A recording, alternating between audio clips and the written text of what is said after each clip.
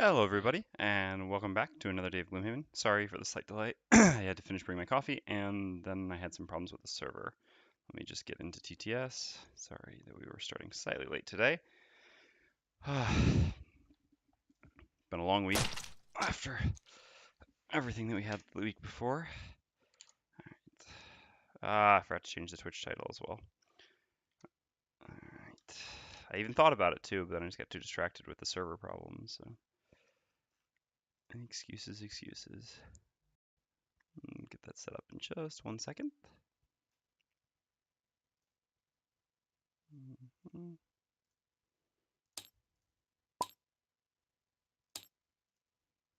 that load up. Get the Twitch stream started. Sorry if there is anyone in chat already. I don't imagine that there is, but if there is, I am sorry. I do not yet see the chat. I'm just getting it all started right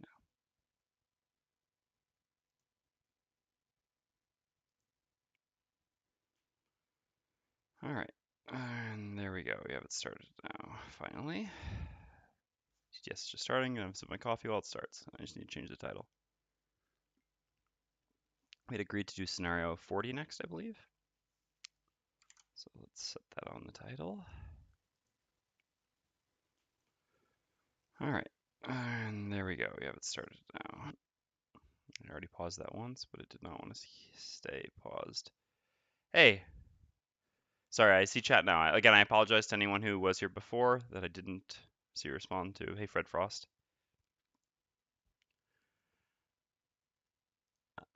When you said you were watching the VODs, you watch them on Twitch or on YouTube? Because if on YouTube I guess you knew about the Compass, so you must be watching them on Twitch, since I just did that on Tuesday. The YouTube VODs, I still haven't had the chance to get caught up yet, unfortunately. Yeah, all right. I'm glad you get to follow along on the VODs, and thanks for tuning in, or I mean, coming live today. Hello, ECO. Hope you're doing well today. All right. Oh, scenario 30. Whoops. Man, we are bad with scenario titles. Or Twitch stream titles. Scenario numbers. Who knows? Okay. What'd you think?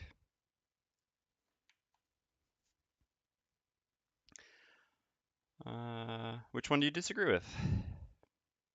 I'm always interested to hear. All right. So we need to set up scenario 30. Let's just delete this box.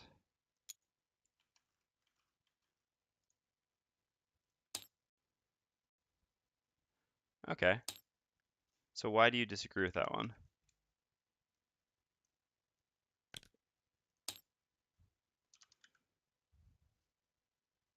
Oh. You sure leveling up doesn't require you to take a perk? I'd be interested for a source on that.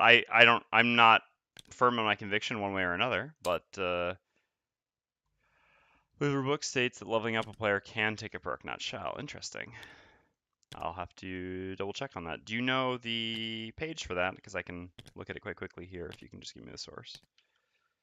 Page for leveling up. Well, I guess I don't need to make you do the legwork.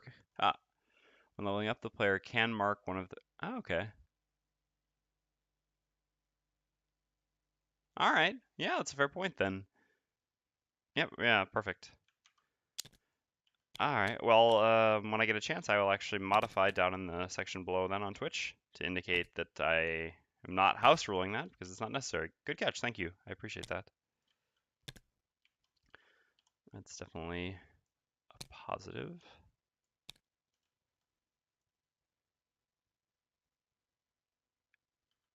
Well, we're playing rules as written in that regard. We're still using the other house rules. But yeah, perfect. Yeah, in that regard. All right. Let's lock all of these.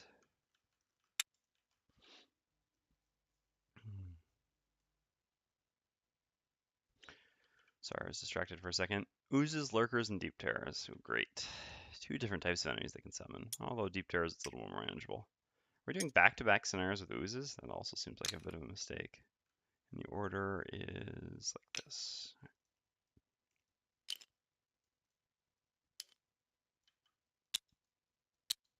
I think we'll continue playing on +2, certainly on an ooze scenario. Let's double check that that's...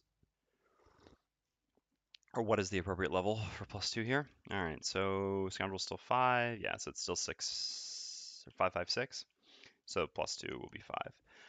I know it doesn't mean much, but some people are quite hung up on rules of written house rules. Yeah, I was quite opposed to house rules for a long time. Although, admittedly, the the house rules that we're applying now, well, I mean, all right.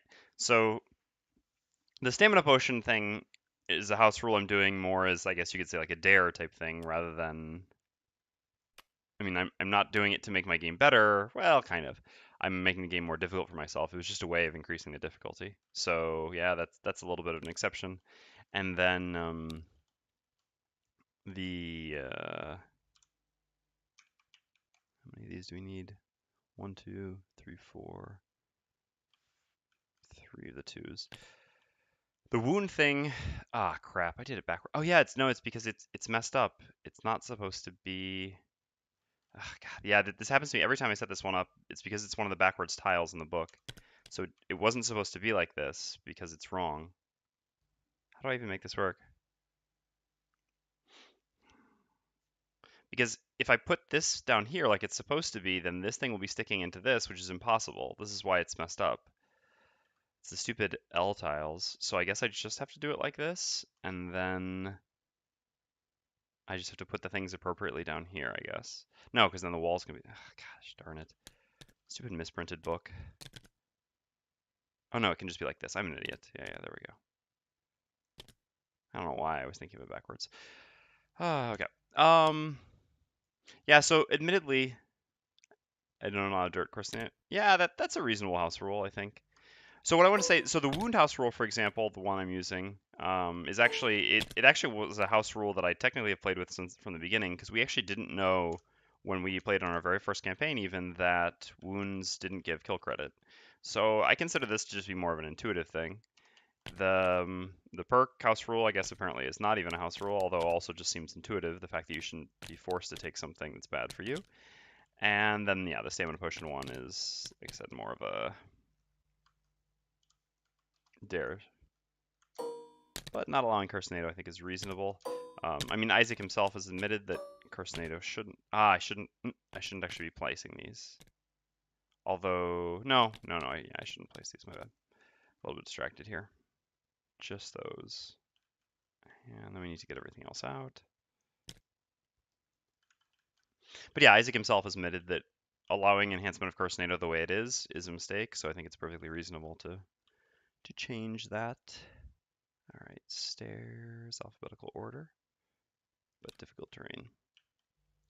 2 stairs, 3 boulders.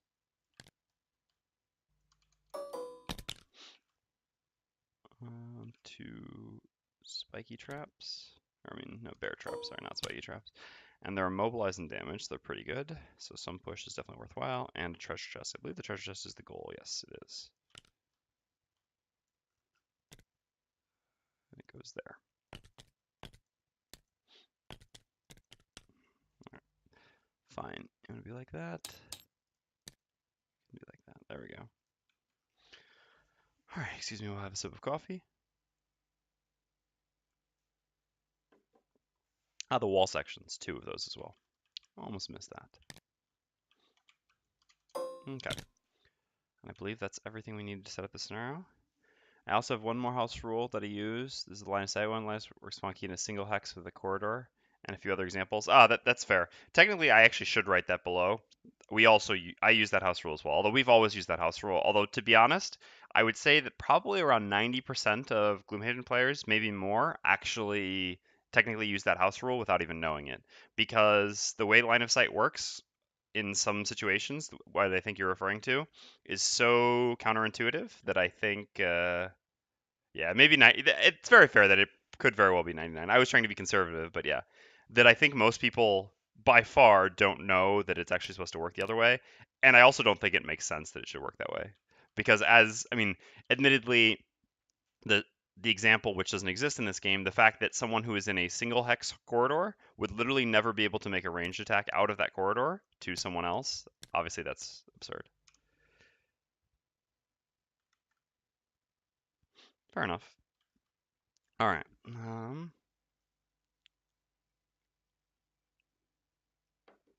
So we need to. Oh, did I change the? Yeah, I did. No. But I need to do city and road event real quick. Um, think I want money more than I care about that. Yeah.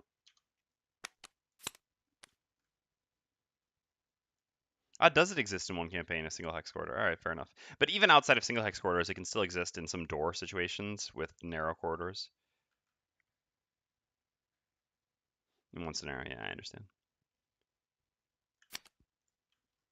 I don't remember this one. Who do I have in my party? Yeah, let's do it like that then. Okay. It's not bad.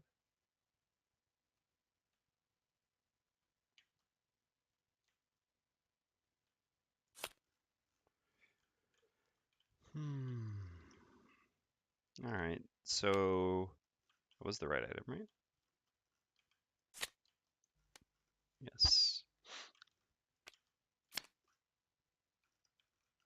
Oh no, not this.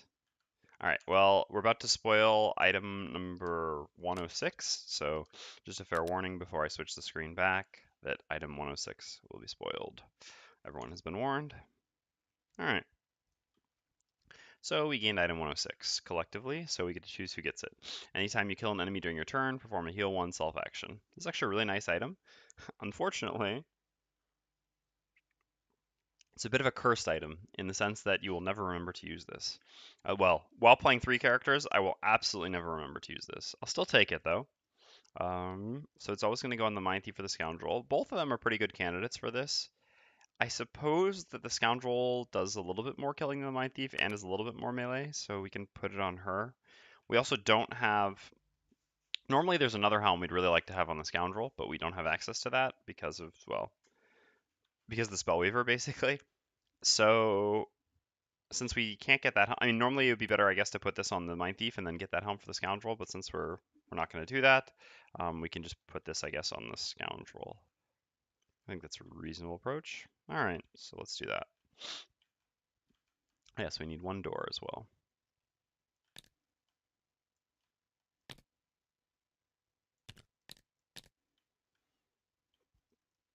Okay, and so for the first room, we have 3 elite oozes.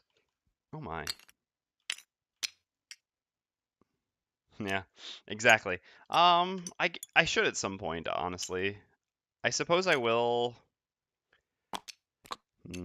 In truth, I guess it's probably better to wait until it fulfills a personal quest. Like if someone has the forest personal quest, or I think it can pretty much only be the forest personal quest, then I can go back at that point. It is a shame not to have access to that item, I agree. It's quite good, obviously for the Scoundrel especially, but I don't know. It seems kind of a shame just to go back to complete the scenario just for that, especially because it's always a little bit weird when you go back to a scenario like that. For example, if we went back, my motivation would actually be just to get the item and do nothing else, so I could just send one person to go get it and then try to lose the scenario, and this is always a little uninteresting to see on stream, right? All right, all the decks are shuffled. We put away all the curses and everything, so we can just shuffle our modifier decks. 12 cards. I don't know. This one's not that small, but 14 here and 12 here. That's what I like to see. Okay, so what are the enemies we have here? So again, we've got multiple enemies with shield, which makes reviving shock for the Tinker a little bit less good. I think we cut that last time.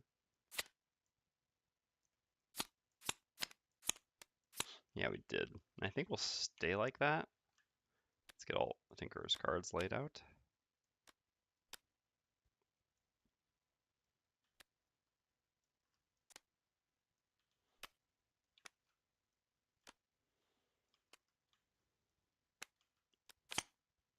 We're going to try to make Hook Gun work again. We'll see.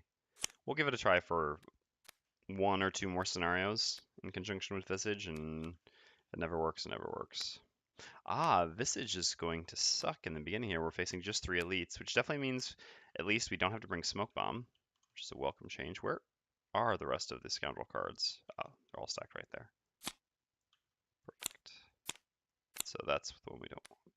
We'll still bring Visage, because it can theoretically be good in the second room.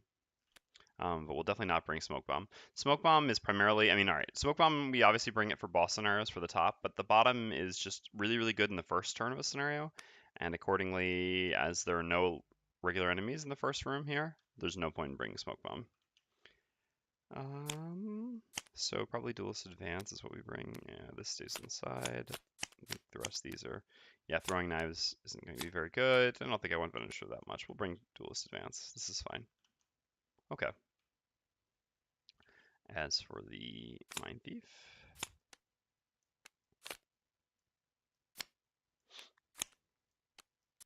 so there are only 2 traps, so we don't need to be overly obsessed with push here. For example, we could get rid of Psychic Scream pretty easily, although it does still help with Visage, although not in the first room. The only other thing we would want is Mass Hysteria, but with 2 of the 3 enemy types having shield 1 is probably not great. All right, let's check the scenarios. So we've got to loot the treasure tile. The treasure tile can only be looted using a loot action. That's what I wanted to see. So we may need to bring Into the Night. Because for now we have, well, I guess we have the bottom of Hook Gun as well. So we have the bottom of Hook Gun, so. And then we have Swift Bow. The risk always is that, you don't want to be in a Spellweaver scenario with the Scoundrel where you can't reroll short rests, otherwise risking losing your only loot. So I think it's reasonable to bring Into the Night for the Mindthief. As I mentioned before, I protest in principle to any scenario that requires you to bring loot actions. Even if I love looting, I really don't like this design. I think it's not very good.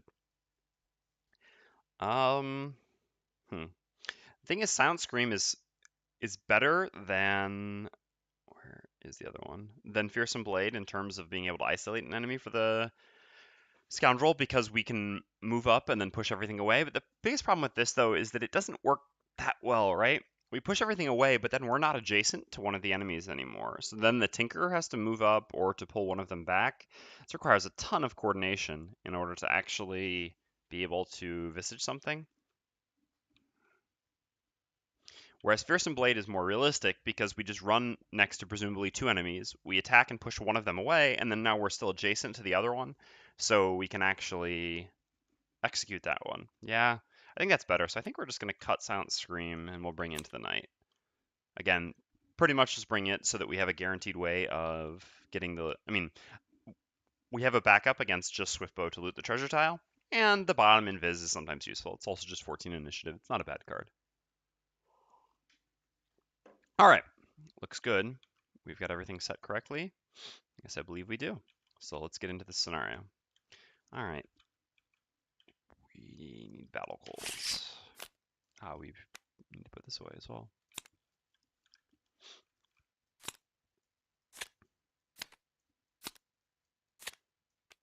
Okay. So gain 13 or more experience, or allow none of your allies to become exhausted. Well, if there's ever someone who specializes in not letting their allies become exhausted, well, it actually isn't the Tinker. There's one class that's definitely better, but Tinker is not bad at that. And 13 or more experience for the Tinker. All right, loot 5 or more money tokens during the scenario, cause a trap to be sprung. Well, it's it's the Mindthief who has the push. There are 2 traps, just 2 traps. Both of these are doable, honestly. I'd say I'm more in favor of the trap sprung, though. The biggest reason for this is looting 5 money tokens. So in a big room, how to put this? There should certainly be plenty of enemies in this room, but because it's all one giant room, especially, I mean, we don't know if there are oozes or not. To the best of my recollection, I believe there actually aren't oozes in this room, but regardless, we'll pretend as if we don't know that. We can't be guaranteed to have the time to actually pick up the coins. And the goal is just to loot the treasure tile. Yeah, so we can actually just win by looting the treasure tile at some point. So we don't necessarily, like, there's no guarantee that we have the time to pick up that much money, even if we would like to. This is just safer because it more likely coincides with what we actually want to be doing in the room. Not that we don't want to be looting, but in order to actually beat the scenario. All right, take only long rests or kill an undamaged monster with a single attack during the scenario. This is an interesting question. Well, obviously we're not going to do take only long rests. That's very unlikely, especially in a one giant room scenario like this. Does Visage count for Executioner? Is Visage an attack? Because you can use Executes when disarmed. We've gone over this before, which means that technically, does it not count as an attack then? See, Fred Frost, this is why I said I have rules questions all the time. I know you weren't the OP in that thread, but They do come up frequently. So does not count. Oh, brutal. Oh, it's okay. So the question was, yeah, does Visage count for this? And I guess ECO says no. I understand this. This does make sense since it isn't an attack, and this does say a single attack. At the same time, there's something thematically very wrong with this, right? We're literally using an execute, yet we're not qualifying or satisfying the executioner requirement. What? But at the same time, I can understand mechanically why it is the way it is. Well, first of all, I mean, I don't think it's intentional. It's more just it has to do with the way attacks work.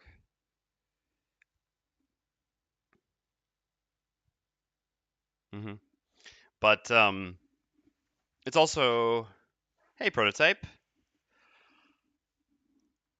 Also because I guess the spirit of this card is to do an attack so big that you one-shot something, whereas an execute is just too free. But yeah, we'll try to one-shot something. Is there anything in this scenario that we can one-shot then? Yeah, Deep Terror is definitely one-shottable. Yeah, exactly. The goal is to do a huge attack.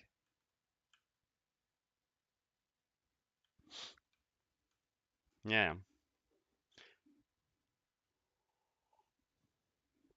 I mean, like I said, I know that Visage isn't an attack because, like I said, you're allowed to use Visage while disarmed, which is also kind of silly. But well, Visage, I guess it's a little bit less silly. Well, other ones maybe more.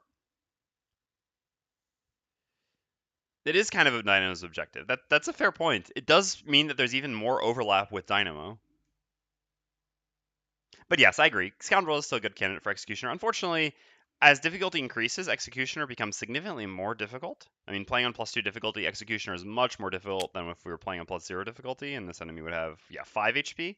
I mean, this is like laughably easy, right? At +0, but at +2, yeah, I mean, we still have to roll pretty. I mean, we have to flip a +2 or a crit in order to do this. Then is that even realistic? Because then our biggest attack is a 5. I guess it's 6 because we can put poison on something, so we just have to flip +1. That's not too unreasonable. So yeah, I mean that's going to be our goal. Is going to be executioner poison. Yeah, exactly. Um, but yeah, I agree, Sio. That is a fair point. The fact that it's to do one big attack does make this. I mean, I think. My lady friend and I played last night, and she really enjoyed playing Scoundrel. She named all the enemies before killing. That's kind of sadistic. I I would be afraid to sleep with that person in the house. Not saying, just saying. Um, but yeah, so I think the mechanical implication then of Executioner is a little bit of a shame in terms of the theme because, like you said, it overlaps with Dynamo and the idea of just doing one big attack. And I think Executioner shouldn't specify a single attack. Instead, kill an undamaged monster with a single action during the scenario would be better because I mean one shots are literally called executes, so this should be an executioner. That's good that she picked up the mechanics pretty quickly. I'm glad that it worked out though, regardless of my feelings about someone who names enemies before killing them. All right, I'm gonna have a last sip of coffee and we're ready to go. So, how do we begin? Where do we start? Any of these 5? She got the experience, 2 personal quests, personal goal. So she's stuck with Scoundrel for a while. Well, Scoundrel's not really something to be stuck with. I think it's pretty fun. And even though the Scoundrel does a lot of the same stuff early on, as you pick up more cards, you it's just 2-player. Yeah, that is a little bit rough. But what I was gonna say is, so for example, Too Many is a very powerful class, but it's quite boring to play. I think for a very long period of time because I would say the best build for that class has you pretty much always just doing the same thing over and over and over again, which is powerful but not very exciting. And there's very little variety. The Scoundrel starts off doing very much the same thing all the time. I mean, you do a couple range attacks, but you mostly just do attack 5, attack 5. But over time, you get a lot more variety. Visage is a little bit different. Burning Oil is a little bit different. And then you start to have to incorporate more things. The thing you get at level 7, Spring the Trap, is also quite different. So I would say the Scoundrel provides a fair amount of variety in the way she's played and holds up well to being played for a period of time, a reasonable period of time. More so than, well, I guess. I mean, the Tinker provides a lot of variety initially. Well, it's all right with leveling. I would say the Brute is a good example of a class that, even though I do appreciate the Brute and enjoy it. I mean, I've played 3 brutes to retirement. I think the brute doesn't hold up very well to leveling. I think level 6 is kind of the peak for the brute, and then after that it's all kind of downhill and samey. All right, anyway, let's get into this scenario. So we can start in any of these spaces. The most important thing is that we crowd the oozes so that they can't summon. We cannot possibly crowd more than one of them, unfortunately, unless we use summon. I'm not sure we want to use a summon. And I think we're going to try to save the compass for the next room for an execute. So, how do we use a summon then? I mean, just to run up and summon is so garbage, though. I mean, if we had like a summon item, this would be a different story. But to have the Tinker run up and use a top action, I guess it's better just to stun. All right, yeah, that works. Yeah, I don't think it's quite BattleBot time already. I think it makes more sense just to have the Mindthief stun this one, have the Tinker stun this one, and then have the Tinker and the Scoundrel both walk to here and here to block this one. This does prevent all of them from doing anything, and then we'll have Ice the following turn to continue to stun one more, etc. I think this is definitely the most reasonable path. Okay. So we'd like to have Tinker adjacency. That's for sure. So how do we do that? Well, so first of all, we've got what the Mindthief is doing. I think we're just going to actually set up the Mind's weakness while stunning. I think this is fine. Doing an attack 3, I mean, all right. We could, for example, use Hostile Takeover, but this does so little damage. The ice creation doesn't matter because we're creating ice with Perverse Edge anyway. So using the Mind's weakness as a top here, just to set up, is pretty free. And even though it's kind of like sort of giving up a top action, because our bottom action is so powerful, we're still having a reasonable turn. I mean, we're doing almost the same amount of we're having almost the same effect the Tinker is having with one action as opposed to the Tinker's 2 actions. Obviously, the Tinker's is enhanced, so there's the wound, but it's neither here nor there. And by setting up the Mind's weakness, now we won't have any regret when we use Frigid Apparition next turn. So I think overall this makes sense. So the biggest thing is we want the Tinker to move up to here and use Stun Shot. So the Tinker can go at 20 guaranteed because of Stun Shot's initiative, so we need to have the Scoundrel go after. Yeah, Mind's weakness is great. Oh yeah, what did you play Prototype while playing with your female friend?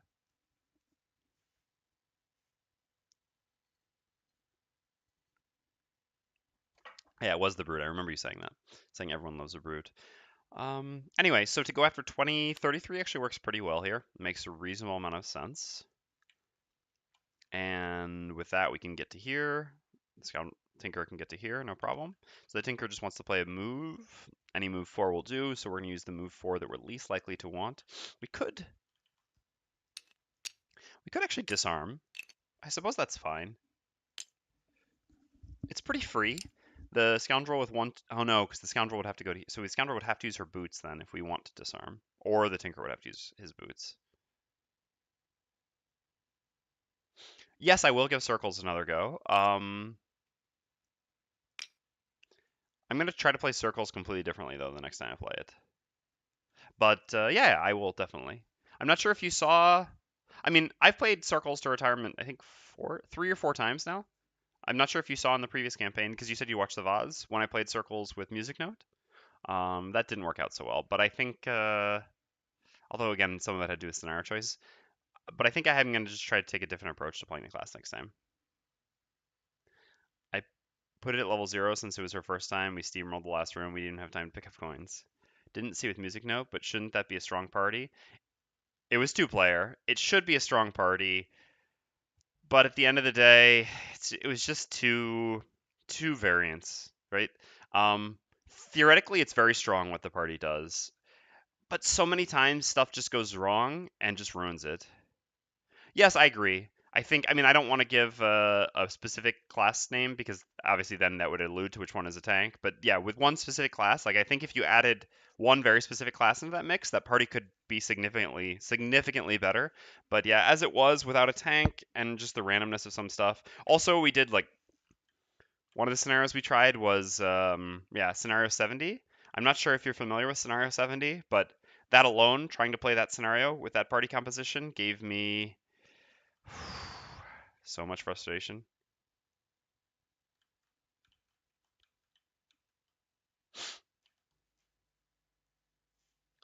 All right.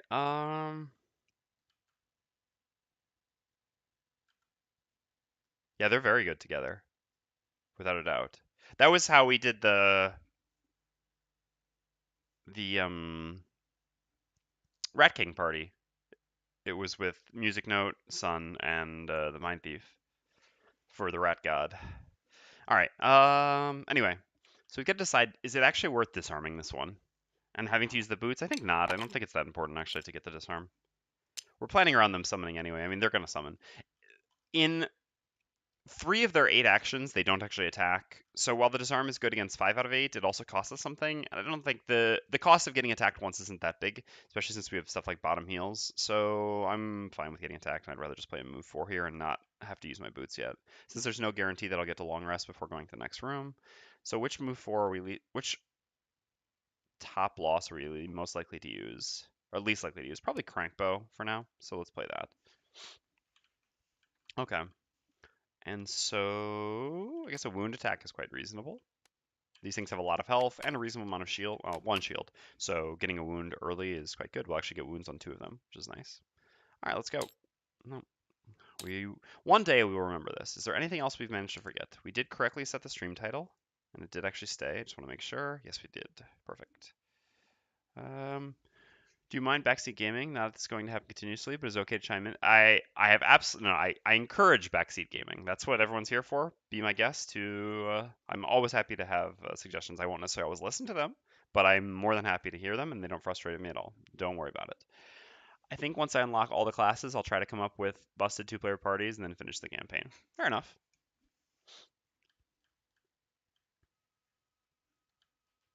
All right, let's get to it. Well, they did end up attacking, and a +1 attack. All right, well, obviously the disarm would have been better here, but so be it. That was actually the one specific card that I was the most afraid of. This is pretty annoying. Admittedly, the poison doesn't matter so much because they poison with their attacks anyway, but it's a bit annoying. It's a bit annoying. Oh well, nothing to do about that now. Let's begin with the Mindthief. Mindthief is always going to gain 2 experience. Is going to create ice. We're going to activate the Mind's weakness, and we're going to use the bottom perverse edge as an attack 1 range 3 stun, targeting ooze number 1.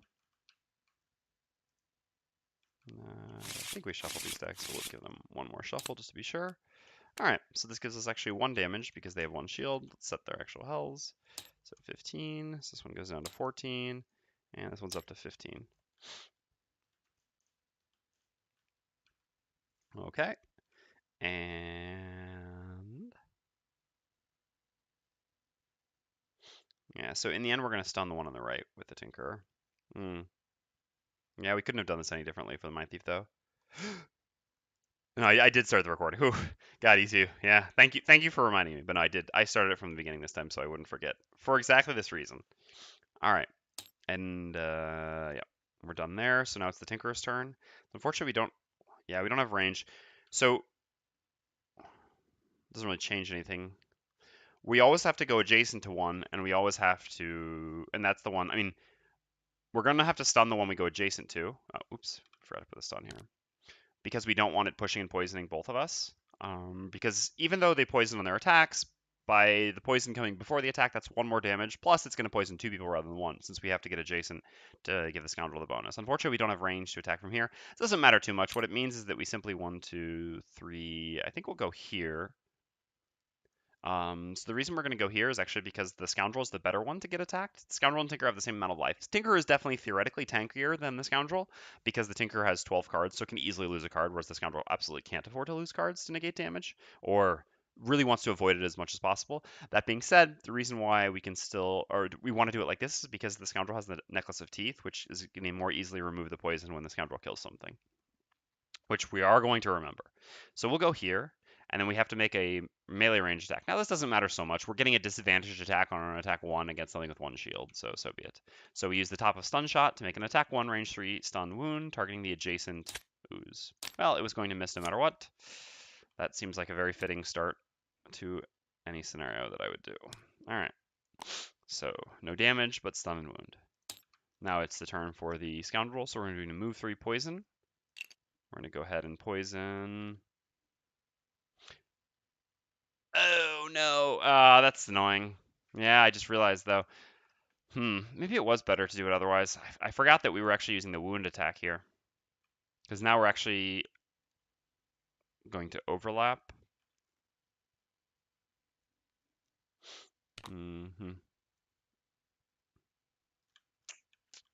That's unfortunate. Still, was there a way we could have done this better? No, because the Mindthief had to stun this one. So basically, we could have chosen. I mean, we could have just stunned this one in the end. We wouldn't have done any amount more damage there, but we would have put wound on 2 targets, and then we would have had one person take 1 more damage and 1 more person get poisoned. Oh, for symbols? That's a very good question. 3 horns, broken square, brain, daggers or knives, 3 knives, something like that. Star, gear. This one would be the most difficult one for me. Spear, I guess. I mean, that's Spellweaver. I don't know why I said spear. I think the rest of them would be pretty easy. That's an interesting question. I never thought of it like that. Or thought about that. Yeah. So I don't know. It might have been a wrong choice. Having 1 more person be poisoned is significant. 1 more damage is insignificant. I mean, I would definitely take 1 more damage to give wound, but to have 1 more person poisoned as well, it does matter because we might alternate attacks. Although we're always going to both get poisoned anyway if we do, in which case it's basically just saving like 2 damage. So we could have essentially taken probably like 2 damage more to wound 1 more target. Yeah, it may have been better actually. Hmm. To be honest, I just kind of forgot that I was doing the wound attack this turn.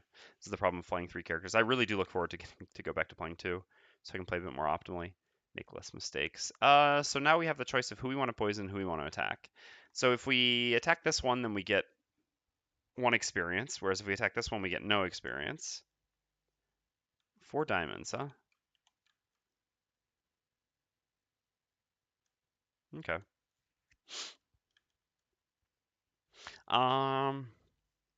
The advantage of attacking this one would be that if we don't focus the one we put wound on, then the wound gives us more valuable. Windows 10. That's good. Uh, and that's why it's broken, just like Windows 10. But I think we actually just want to try to kill them because the sooner we kill one of the oozes, the easier it is for us to stun lock the remaining ones and not have to worry about splits. So yeah, let's just focus on this one, I think. So we'll poison that one, and then we'll make an attack 4 using open wound. So we gain 1 experience, and we make an attack 4 plus 1 because of the wound, so an attack 5 on that ooze. 6 has 1 shield, so it takes 5.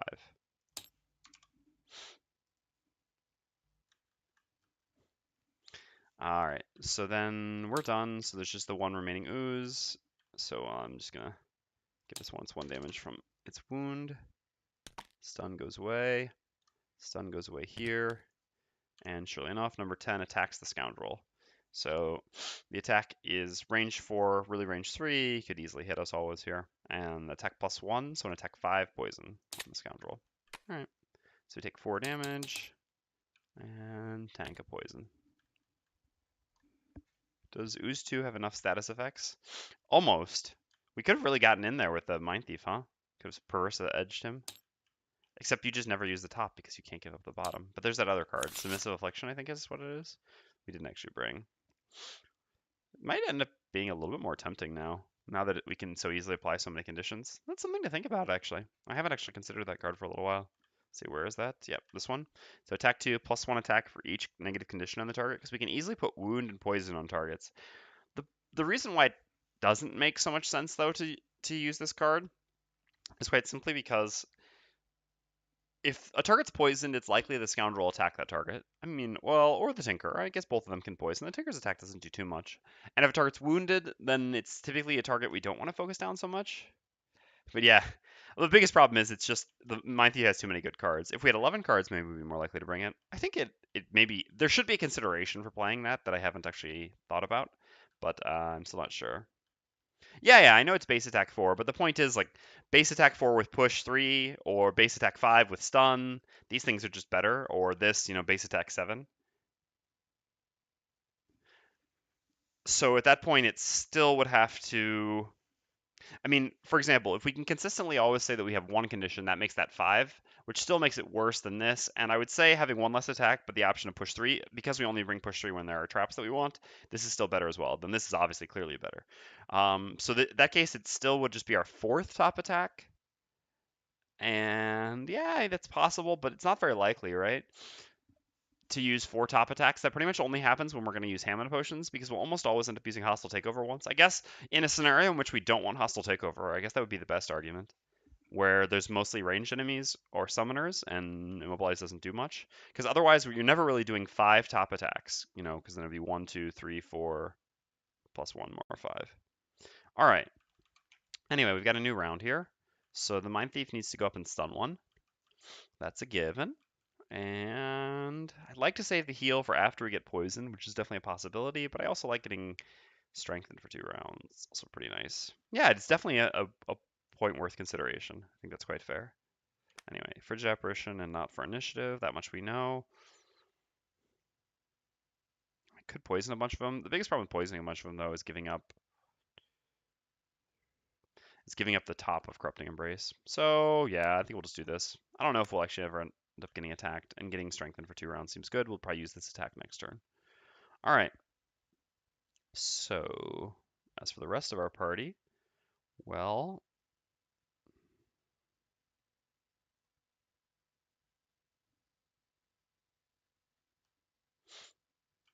hmm.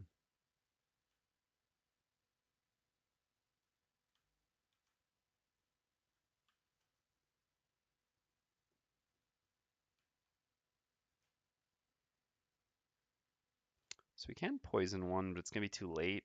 So this feels pretty bad. Side thought: enhancing the bottom smoke bomb with +1 pull, +1 range, 135 gold.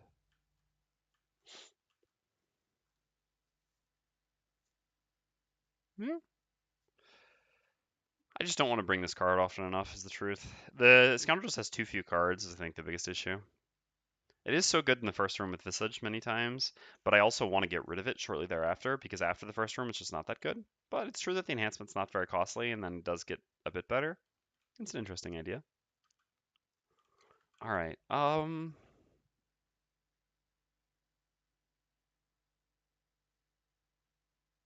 Yeah, for sure.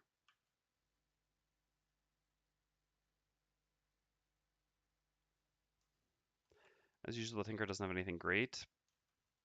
Poisoning an ooze that's already been attacked kind of sucks.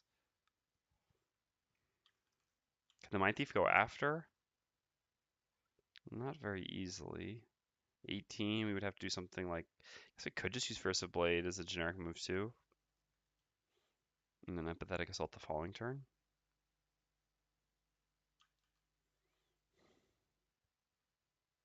You can also just use Visage to poison the other one, so that's actually just not necessary. We can even do that before the Mindthief gets there by doing this. So Visage's top isn't doing anything here for us, but the bottom at least gives us one more instance of poison. I think that's fine. So let's actually just do that on the Scoundrel. We don't actually have any other significant non-move bottoms. I'd love for a way to make Duelist Advance bottom work, but that's not happening. Gaining advantage is fine, but we can use that later. Better to get the poison for now. So we can just stay where we are, which allows us to poison this one. We actually should have used... Oh no, because we needed the initiative to go after the Tinkerer last time, but not too late. I guess we could have just gone later. It wouldn't have actually changed much. I guess the wound 1 turn sooner could have changed something. But in the end, we were wounding the same target, although we didn't know that. Anyway, this combo is fine here for her. So what if the Tinker disarms the one we're adjacent to? I think that's kind of obvious. Of course, now we're at 3 out of 7 that they don't attack, but it's still fine. Using heals at this point doesn't make too much sense. The biggest problem is we don't have attacks, which are great. But I guess this is just fine. 36, we should still go before the oozes, I think, all of the time. Maybe there's one card that they have that goes before us, but even then, so be it. So we'll disarm this one, and then we'll just make our attack 3, presumably on number 1. I don't think we really have much better than that. The bottom enhancement field is almost never good with our party because of the initiative issues, and the poison attack on the the last dudes just isn't relevant yet. We want to try to kill these two first. So we might as well choose Enhancement Field as an attack 3, which is fine. The pull here doesn't have any relevance either, so this is just a better attack. All right. Ah, the split. Of course I disarm. That is unfortunate. So we're going to get one split no matter what. All right, so be it. Well, the Scoundrel's going to go first. Going to poison these two. Yeah, there's no way to solve this, is there? Nah. Even with the compass. So we definitely want to damage the one that's going to split.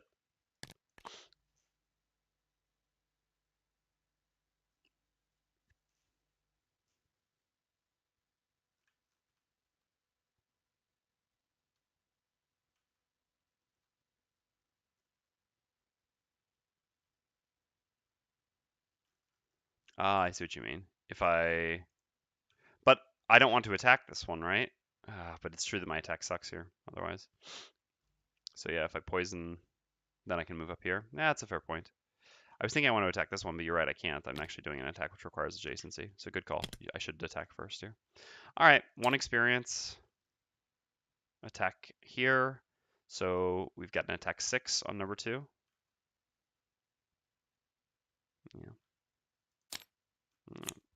No kill. So 7. Oops. So 6 damage.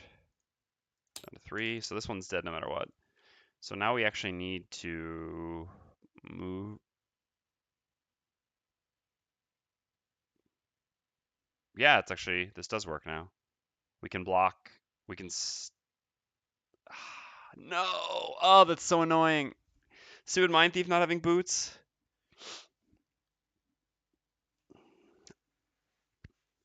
Yeah. Yeah, I just have to use the Tinker's boots is all, but it's still worth it.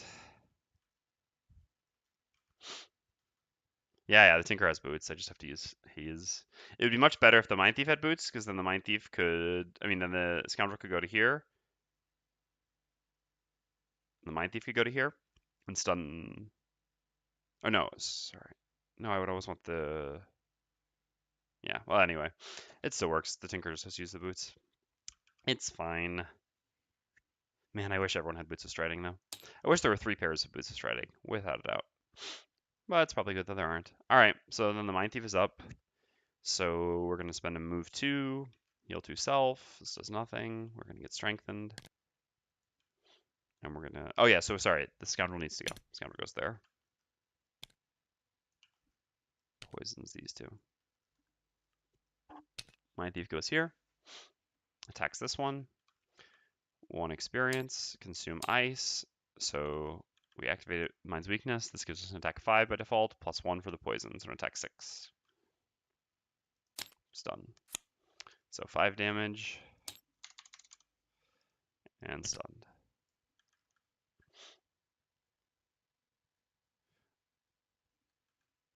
Oh yeah, good call. Those 2 flips. All right, 1 more damage. Yeah. Just multitasking a little bit too much here. Prototype, I can't really answer that question, unfortunately. That would be spoilery.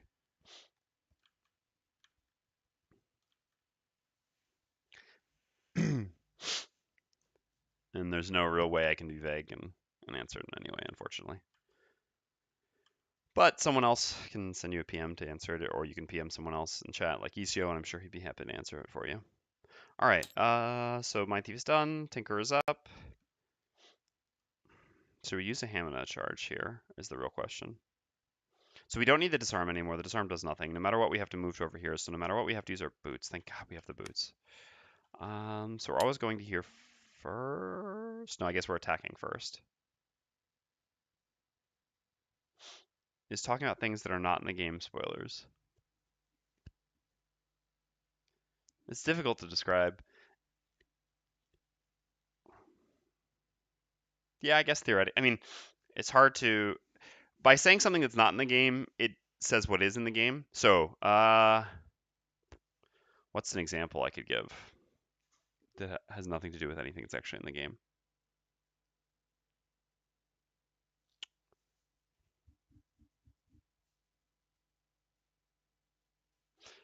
All right, let's pretend for a second that Gloomhaven was a game about gods, right? That the main characters were all different types of mythological gods. All right, and but they're still the same symbols, you know. I mean, same idea for symbols for unlocking classes, right? And so there's like a symbol that has a lightning bolt on it as an unlockable class. And you say, yeah, I really wish that there was some sort of a god of thunder in the game, right? So now the lightning bolt obviously means something to do with like speed. So it would be like, oh, so there's actually going to be Hermes instead of Zeus, which is in the game. So by saying what's not in the game, you would be giving people info about what's in the game. So yeah, I think to some extent this would need to be avoided. All right. Anyway, so we move to here. So the only question about whether using Hamina Potion is if we use the Hamina Potion, we get back Disintegration Beam, which is, I mean, one of our best cards by far, since we can use it as a generic move, since we don't need the Disarm. But it doesn't give us an extra turn. It does give us more strength. At the same time, disarming in here is kind of a moot point, I think. So I think it's fine just to not get this back. So we'll just use the bottom. Oh yeah, but we actually do need to attack first, sorry. So first we're going to use the top of Enhancement Field, and we're going to attack. I think this ooze is fine. We should easily kill this one, so might as well start damaging this one. So yeah, we'll make an attack on ooze number 10.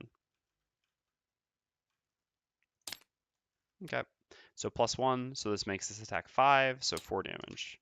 5 because 3, +1 from the modifier, and then +1 from the poison as 1 shield, so this is why it's 4, and then we just move on over here. Disarming or not disarming, this is all irrelevant. Alright, then the oozes go. So this one's stunned, nothing happens. This one simply takes 2 damage. And this one, because of the wound and the 2 damage, takes 3 and dies. What was our thing here? A trap.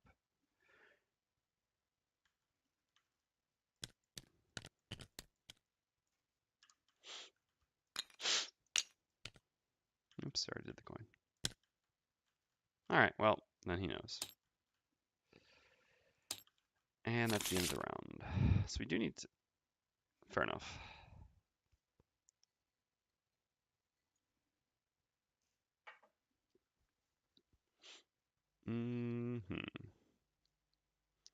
So what is next?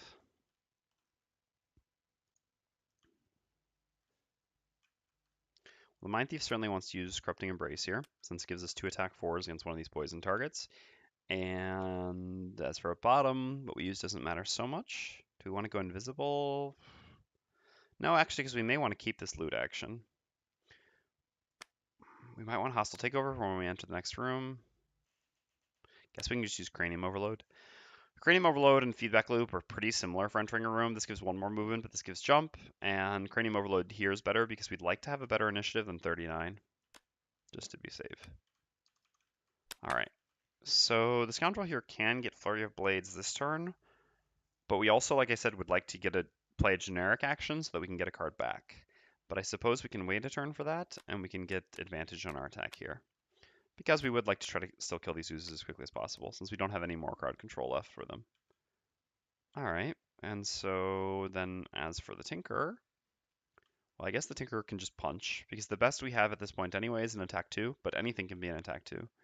And we can use a bottom heal to remove the poison from the Scoundrel.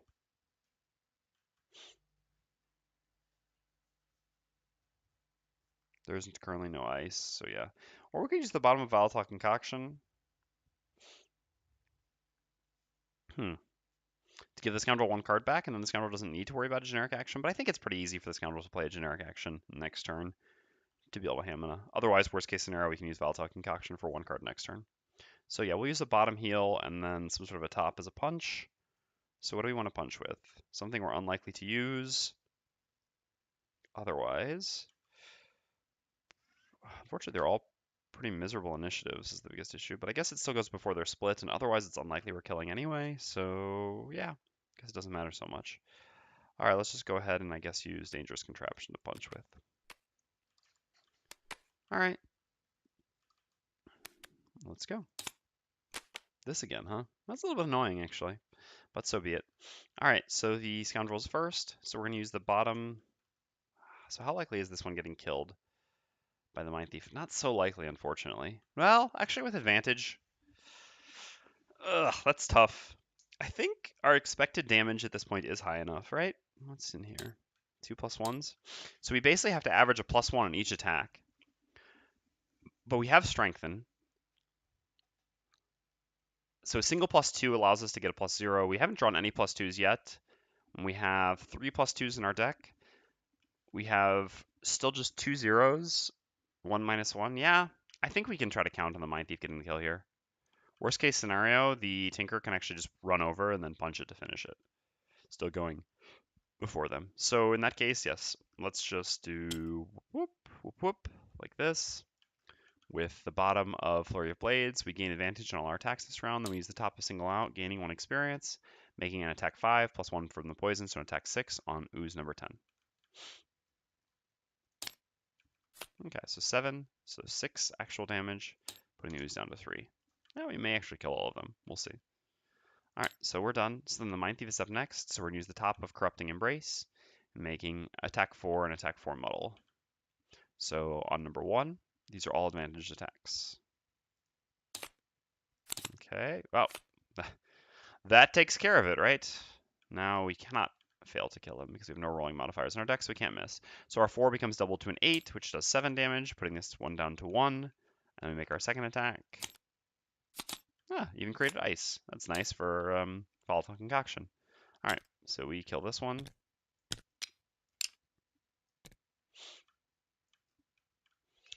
And then we get to use the bottom of Cranium Overload as a move 5, and we'll move on to this coin over here.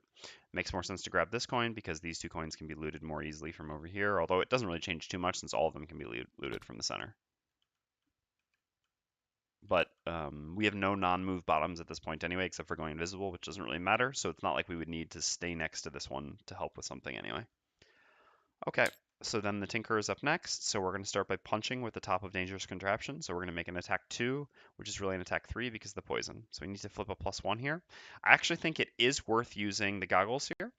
There's a I mean, we may probably won't long rest before the next room, but we would like to long rest at some point anyway because we already used our Boots of Striding.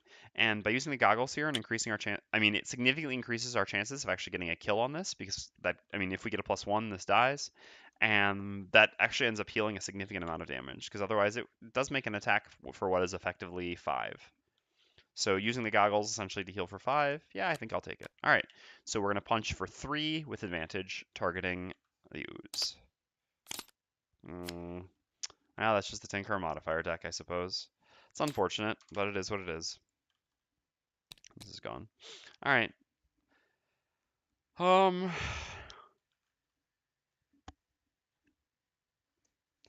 So there's not really anything to be gained by using the bottom here.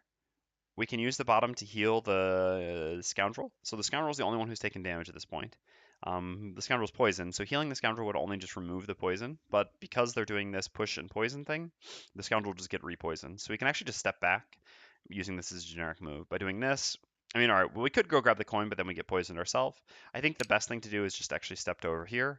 By doing this, we just avoid getting poisoned ourselves. We give up the coin, but I think we'll probably get to loot the coin at some point here anyway.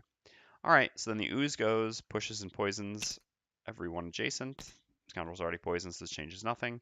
And makes an attack 4, +1 here, so 5. I was actually going to heal for 6 because I forgot about the +1 there. +1 from poison, so 6. So an attack 6 on the Scoundrel. 7. Woof. Not worth losing cards. Scoundrel can't afford that. We're just going to have to do a fair amount of healing before we enter the next room. All right, oops, no, not eliminated, just your turn's over. Should be eliminated, stupid Tinker and stupid useless deck. Ugh. All right, so what's up next? Well, we should definitely try to heal a little bit on the Scoundrel. Oops. Oh no, but we'd also like to use Volatile Concoction here. Oh, that's rough, because we need to use this heal before we use this one. Actually, I guess not. The Scoundrel should be able to get the kill here this turn, right? Yes. Can actually do...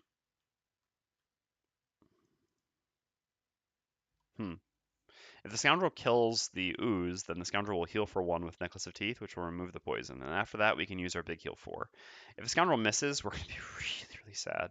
But again, it's only 1 out of 9 to miss, and I don't think we should play around that.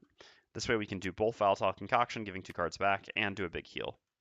I guess in that case, is it safer to just use this heal first? Yeah. This way, worst case scenario, if the Scoundrel does miss, we don't waste our biggest heal, we use a slightly smaller heal. And the downside of using this is that, we could have liked to use the bottom to remove the poison if the Scoundrel fails to kill. But if we use our other heal this turn anyway, it's not really going to change anything. I mean, yeah, we could hammer it back, but otherwise it's not going to change anything because we won't have another heal to use after after having removed the poison, so it would be exactly the same. So yeah, we can just do this turn, I suppose. So what does the Scoundrel want to attack with?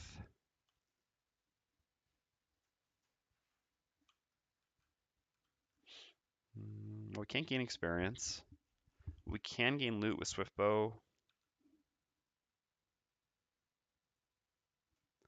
I mean, any attack we make kills, right? Unless it misses. We don't have any negative modifiers in our deck anyway, and even a generic attack 2 is a 3, which is lethal. So we can literally attack with anything we want. In that case, I suppose we can just do something like Swift Blow plus Backstab as a generic top attack. And we can actually use the top action with Hamina to get it back. And then we can have some redundancy with the Mindthief. So it'd be nice to get... Well, we actually have ice now, so it doesn't really change anything. I guess the Mindthief is probably just going to loot then. I mean, well, or walk onto the remaining coin. So the 2 cards we want for entering the room, I suppose, will be Feedback Loop plus Hostile Takeover. This is relatively reasonable, so we can just get rid of these 2 cards now. Although I'm not sure we're actually going to be entering the room next turn. Still, we're just going to prepare in case we do. Okay, 66. So the Scoundrel's up first. We're going to use the bottom of Swift Bow to do a move 3, looting every tile we go into, although it actually really doesn't matter, but purely for satisfaction. And then we're going to use the top of Backstab as a generic attack 2, which is really an attack 3 because of the poison. Alright, so we kill the ooze, drops a coin, and because of our Necklace of Teeth, we heal for 1, which removes our poison. Alright, and then we're going to use a slice of ham to get back Backstab, which we use for a generic attack. Alright, so then next up is the Mindthief. The Mindthief is simply going to perform a generic move 2, going to here, and then also use the top of Into the Night to loot, which creates dark. Not that I think this matters, but why not? Value dark, right? Oh yeah, it actually requires the... oh no, yes, we can't. We can't actually go there and do that, because you can't perform a loot action unless there's something to loot. So we'd have to be 1 further from the door. Alright, whatever, we don't create dark then, who cares? It's mostly a joke anyway, we're not using the dark next turn no matter what. Okay. So then it's the the Tinkerer's turn. So we're going to perform a heal 3 on the Scoundrel. And then we're going to consume the ice using Volatile Concoction to return 2 cards to someone. Oh, you're right. You do not loot until the end of your turn. Yep. All right, so we do get the dark. Yes. Good call. Yeah, I always forget that for some reason. Frequently make that mistake. Thank you, Isio. So we do still get to perform this loot action, even though we're standing on top of the thing we're looting. All right. So who should get the cards back? Scoundrel has less longevity than the Mindthief, and the Mindthief has better cards to get back. It's a little bit difficult.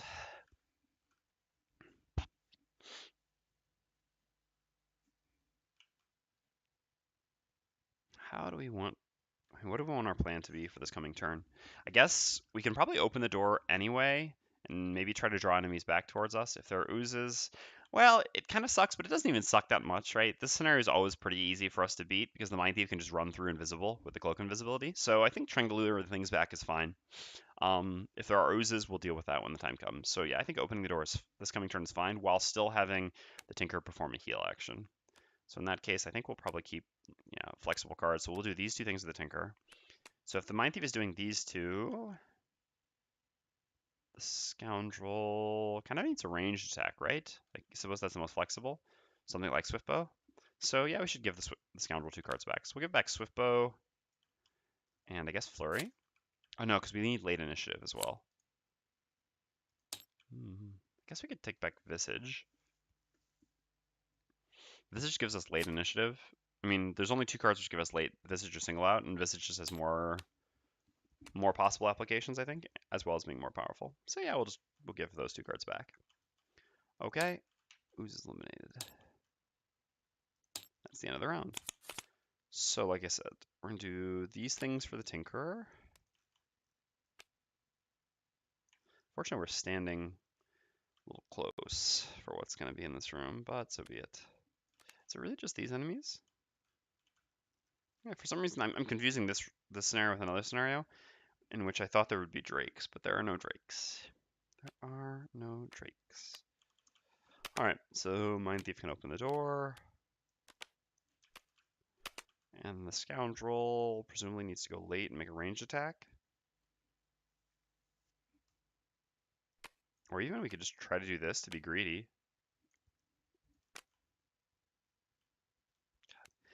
How likely is this to work? Later is better. So the goal would be to use Duelist Advance plus Swiftbow. So we have range 4. Doesn't hit too much, but honestly, there's a decent chance we just end up walking back regardless. So I think this is fine. I mean, maybe we just get to make a ranged attack without the Duelist Advance bonus, then we use Duelist Advance as a generic move to move back. Overall, I don't think we lose too much, and it gives us the possibility of doing a more effective turn next turn by being able to use Backstab plus Visage. I think this is fine. There's a decent chance this is a throwaway turn, so using our 2 less relevant cards I think is fine. All right. Are you going to try, or have you already tried the community scenario? The campaign that that Isaac's talking about, you mean, that club? I mean that the most recent one Isaac's released? Hey, he's dead on Twitch. Gloomhaven, woo indeed. I've never actually done any of those of the community stuff. I think I was planning on doing that with Fenris at some point, although the older ones I will have to run through at some point. Probably do them as part of this campaign. But I have never done any of the like community, because when you say community, I'm just not sure if those like scenarios made by community. Yeah. The Beast in the Clouds. I guess the Beast in the Clouds is part of the newest one. I forget what it's called. Because there was Into the Unknown and there was Capital Intrigue. Both of these were 10 scenarios. I've never completed either of these mini campaigns. And now there's a third one which is being released, and I guess Beast in the Clouds is maybe the most recent scenario as part of the newest campaign. Again, I'm not super informed on this, just simply because I haven't completed them. Let me see. I'll just read that link real quick. Give me a second.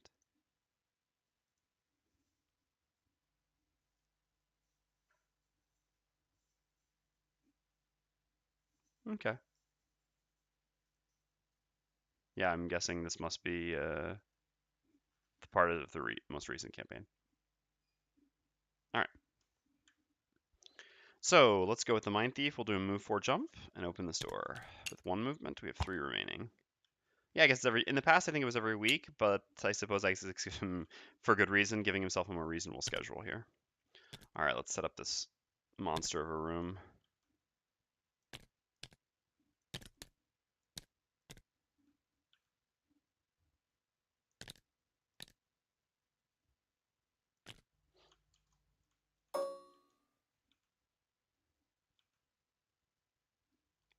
Here.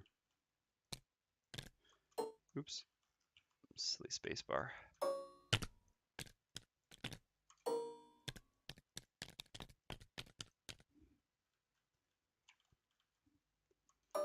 A lot of water in this room.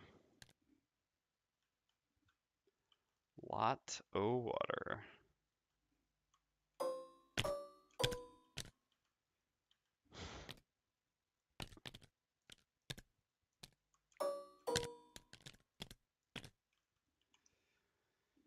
Alright.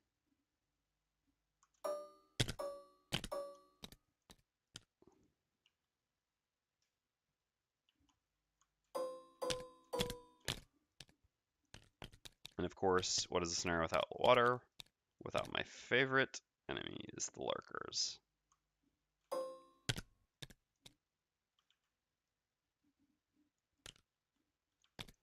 Alright. That's there. And this is there. Ooh, coins. They're over here.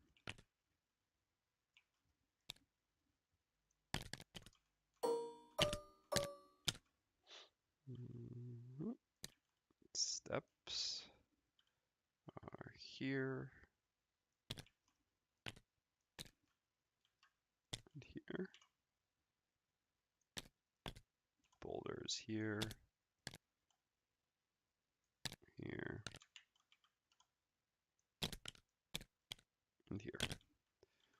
right, and then traps here. Yeah, they do not want us getting that chest, that's for sure. All right, well, that's all the stuff we can place, so then we have to place enemies. All right, we've got 1, 2, 3, I think it's all lurkers. Yeah, 6 lurkers, 2 of which are elite, 4 of which are regular. Yeah, I can imagine.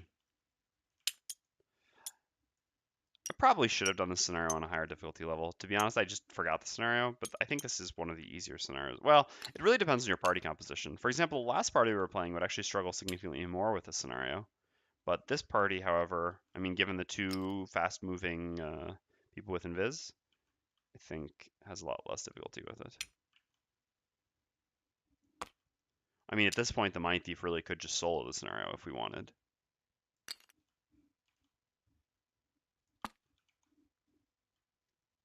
But where would be the fun in that?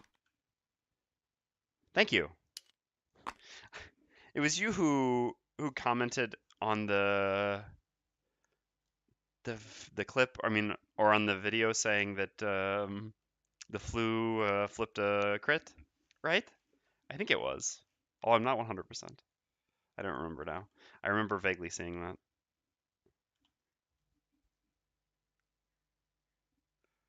All right. So no oozes in this room. That's good. That means we have all the time we need. 1, 2, 3, 4. I'm not missing any, right? 4 regular deep terrors.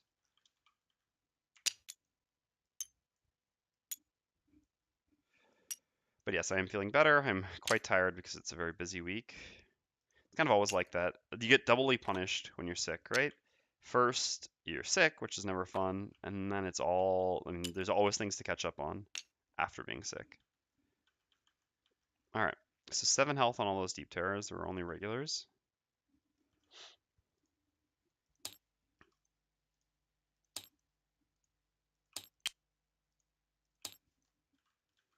And then for lurkers, we have 15 health on the elites. And 11 health on the regulars.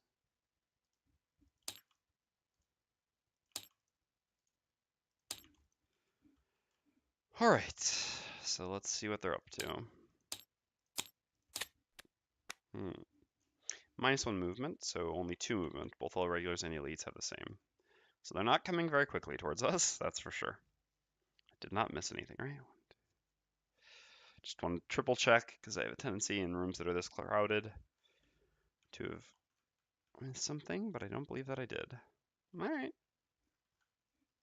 So we have 3 movement left. Let's take a look. We have 2 movement on these. So this one can make it to here or here. This one can make it to us, so we should immobilize him. How far up do we want to go is the question. Oh, even the Scoundrel actually will get to do the combo. I suppose the Mindthief doesn't really have any reason to advance further than this. Except if we do advance, then the Tinker can actually move up into the door. So yeah, why don't we go like this? Are the 2 things in the middle supposed to be obstacles? You're talking about these things? You're talking about the things which are in the terrain, or... Yeah.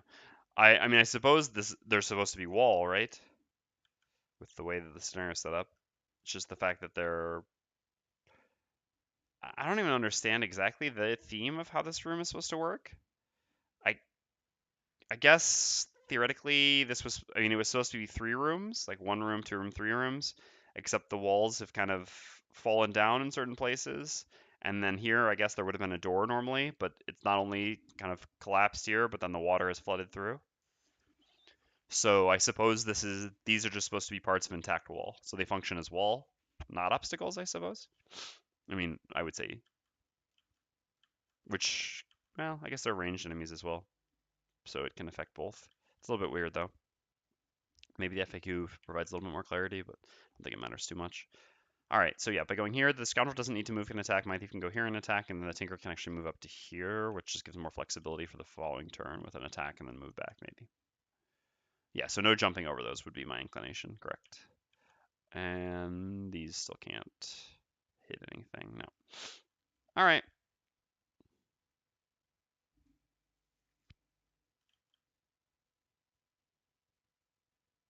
That's weird too. So specifically against Deep Terrors, that would create some strange situations. So that would mean, I guess, that the Deep Terrors wouldn't be able to attack in a line like this? So that would actually block completely one of their... That makes them so much worse here, because this is... I mean, 2 out of 8 of their cards are the align attacks. And if these are wall hexes, then they wouldn't be able to go like that. That's so awkward.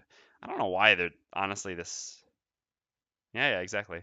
I don't know why these, honestly, like, there weren't just obstacles placed here or corridor tiles or something. Because, I mean, this makes these so much worse. And Deep Terrors already struggle a bit. It's not like they really need to be further punished. All right, anyway. 1 experience. Create ice. Make an attack 2. Range 4. Immobilize. Targeting lurker number 6. Alright. He has 1 shield. Yeah, the elite has 2. The regular has 1. So it takes 2 damage. And is immobilized. Alright. And then next up is the Scoundrel.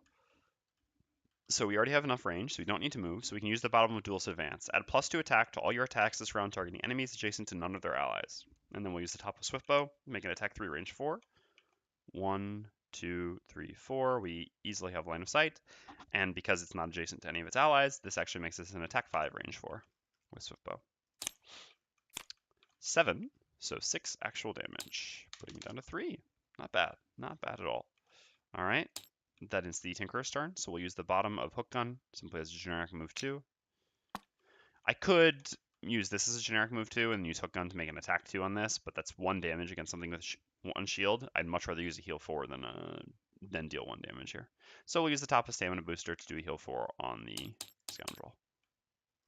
Okay, Deep Terrors go, do nothing. Now the Lurkers all go. Like I said, -1 movement. This one's immobilized, so it does nothing. This one has 2 movement, moves just like that. 1, 2. Whoa, drawing paths in here is tough, right? All right, so first of all, the focus has to be the Mindthief. So it's going to be one of these 3 hexes. 1, 2, 3, 4, 5, 6, 7, 8, 9. I'm guessing is the fastest. 1, 2, 3, 4, 5, 6, 7, 8, 9, 10. Yes. 2, 3, 4, 5, 6, 7, 8, 9, 10. Yeah. So this has got to be the fastest path, I'm sure. 1, 2, 3, 4, 5, 6, 7, 8, 9, 10. Yes. All right. So 1, 2. So actually, that begs the question of whether moving up. This was here, right? Yes. So is this actually a faster path? Ugh. God. This, honestly, this is pretty tedious. Hey, Carla, we've been doing Community Tam this time. Haven't done the previous ones yet. It's been pretty interesting. Kind of weird playing unlock classes at level 1, level 2, though. You don't realize how bad some of those cards are until you're forced to use them. Fair enough. 1, 2, 3, 4. 1, 2, 3, 4, 5, 6, 7, 8, 9, 10, 11, 12. 1, 2, 3, 4, 5, 6, 7, 8, 9, 10, 11. Yeah, so it is still faster to go like this. All right, good. Otherwise, this would just made a mess. So this one already moved there. That much is obvious. I'm sure this is faster. And here it's completely the same. I guess staying together makes more sense than hugging the wall. No, because there's this. Yeah, 1 away. My group, we always play new characters from level 1 despite our prosperity. I agree. Well, I don't know from level 1, but I've talked about this before, and I do. I mean, I agree that it sucks not to have the feeling of leveling up.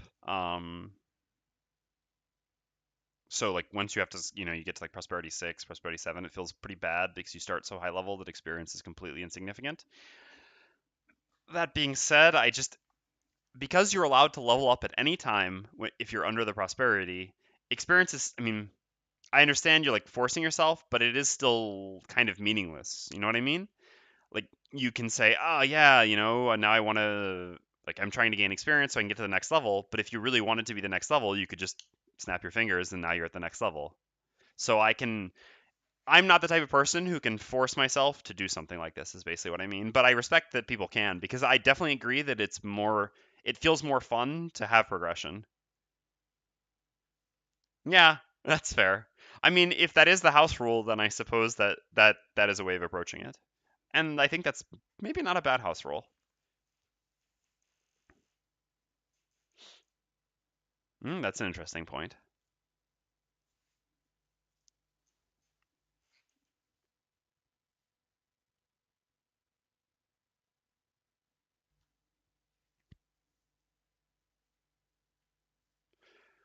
It, I mean, so our last party started at level 1. I guess we retired mostly around level 9, 8, or 7 and 8.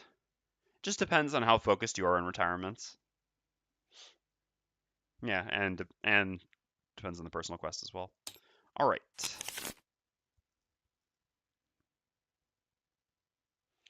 So this would be a pretty free execute, right?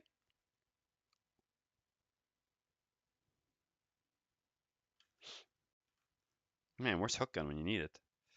All right, so something like these two.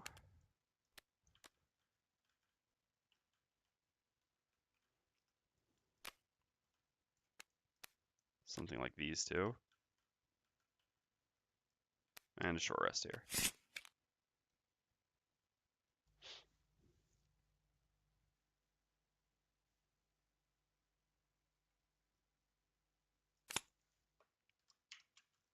Ugh, nope. Nope. All right, that's fine. I mean, Hostile Takeover is quite good against the Lurkers, right? Losing that gives us the loss of the double CC, but obviously that's not really comparable to what Empathetic Assault does. Enhanced Empathetic Assault, that is. Right.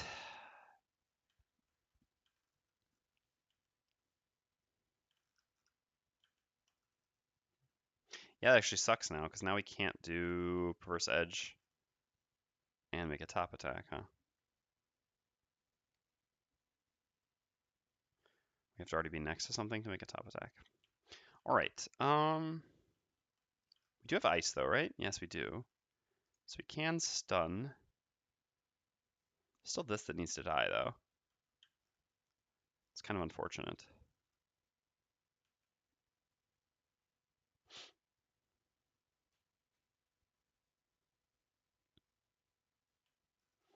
The Tinker just stone doing nothing is the worst part here. I mean, this is an example of where having a Tinker really hurts. All I want is just someone who can just do, an attack 4 effectively on this. An attack 4 lets me kill this, and then the Mindthief can easily do a lot of damage and CC this. The push 3 on this elite, sending it all the way back here, puts it basically out of commission for a long time, which is totally worth doing. But pushing this back, but then just letting this stand at 3 health sucks. The Tinker can make an attack poison, which is normally fine, but it's just, I mean, the point is, even if I short rest early with the Tinker, the best I can get back is an attack 3.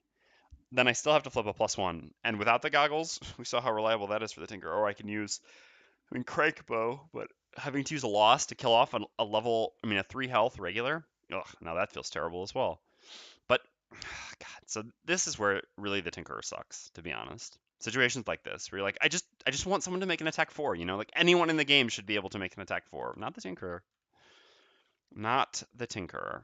All right. Strangely enough, once we get level 7 with the Tinkerer, we could actually make a bottom attack 4, which would very precisely solve this problem, but not yet. All right. So what can the Mindthief do then? Because we kind of got two things we want to do. We want to push that guy. Silent Scream would actually be good here. Hostile Takeover would be great here. Unfortunately, we had to lose that. Yeah, I actually wish I hadn't lost that, but so be it.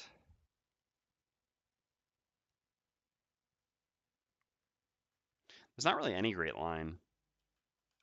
If we kill this, this attacks for free. If we if we stun this, this attacks for free. I guess the other problem is with going here, this one's going to get to attack, which we don't necessarily want. So I guess it's probably better just to kill that. Like the 4 to 5 area for new characters, you get progression as well as Yep, I agree completely. Level 4 is, I would say, my ideal starting level. You also get enough early levels that you don't have a terrible modifier deck to start, because there's nothing worse than later in the game starting with a terrible modifier deck and just be constantly frustrating when you make attacks. So 4 is nice for this. It's nice because you still get to customize the class a little bit, but also still appreciate progression. All right. Well, anyway, there's no use messing with this too much. Let's just do what. Well, I guess these are kind of redundant. All right. How about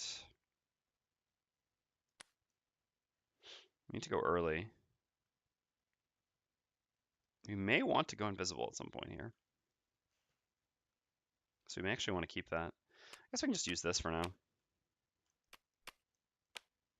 All right, so we're gonna use Frigid Apparition anyway. Well, I guess we can not, because we actually can create ice again. I was gonna say we can use this ice because it's gonna be gone, but we actually still get to create ice afterwards. Any attack kills. Fearsome Blade is actually good. I mean, we basically don't want to lose any of our cards. It's the worst part here. What if we just use Feedback Loop and just do a generic attack 4 with one of these? That's fine. Generic attack 4 actually doesn't guaranteed kill then. So in that case, what if we do this? The reason why a generic attack 4 doesn't kill is because we do have 1/-1 in our deck. If we have advantage, though, it does kill. A double attack kind of sucks because we put ourselves... I mean, the only way we can do that is if we go here, but this puts us exposed to being attacked by the Deep Terror much more easily. Here we're at range 5, whereas here we're at range 4. And I think the Deep Terrors... I would say they only have maybe one single card that can actually make an attack or an attack at range 5 that's not in a straight line, whereas I'm pretty sure they have significantly more that can make attack 4s. This is why I don't necessarily like going here for the double attack. Also, if the lurkers end up not moving, the double attack is worse. And I don't think that it gains too much to do the double attack either. I think I prefer just finishing this off and then worrying about this afterwards. It's kind of a crappy turn, like I said, but we set ourselves up for better turns afterwards while also keeping our distance. And the nice thing is, by going here and staying further away from the Deep Terror, they do have range 6 is actually the summon, I guess. Yeah, that's fair. But ideally, we can try to use by staying here, Perverse Edge, while staying away from the Deep Terror. I don't know. We'll see. I don't feel that the double attack is basically necessary here. That's kind of the point. What? We're gonna figure out what happens. Nah, range 3. Wouldn't have mattered so much. 38. I think that's just kind of a safe middle ground play, is basically my point. Alright, so first things first is the Mindthief. We're gonna use the bottom of Empathetic Assault. We heal for 1 and get strengthened for 2 turns.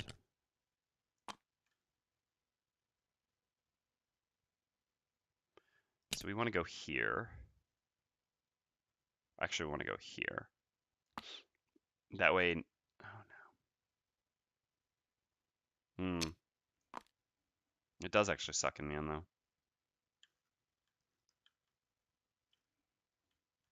Because the multi-target, I forgot about that. Ugh.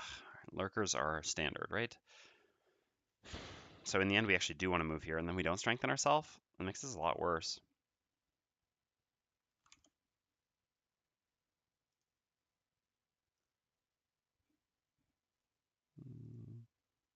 Lurking in and out while at work, but I wanted to mention that I love the expertise and assistance you provide the community. Your class guides are referenced almost as frequently for my group as the manual. Well, thank you very much. I appreciate it. And thank you very much for the cheer. I appreciate that as well. Equally.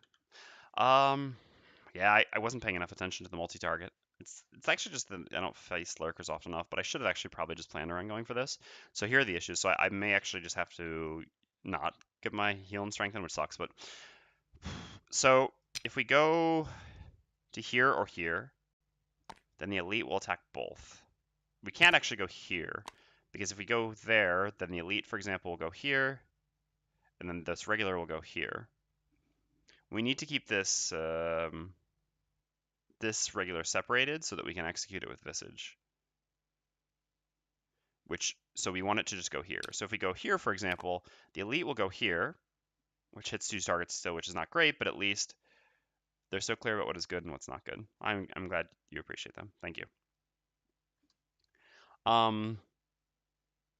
In this case, this goes here. We still get to execute it, which is good. But if we go here, then actually the elite doesn't hit 2 targets. This is kind of tough. So by going here, we're going to save 1 attack. None of these will get to hit. We'll save an attack from the elite on the Tinkerer, but we won't get to heal ourselves for 1 or have strengthened for our attack here, which means that there's a chance that this lives. Not a huge chance, though. Only 1 out of 15. No, 2 out of 15. It doubles the chances. It goes from... So we, instead of 1 out of 15, we go to 2 out of 15. Hey, Themris. Oh, I should say hi.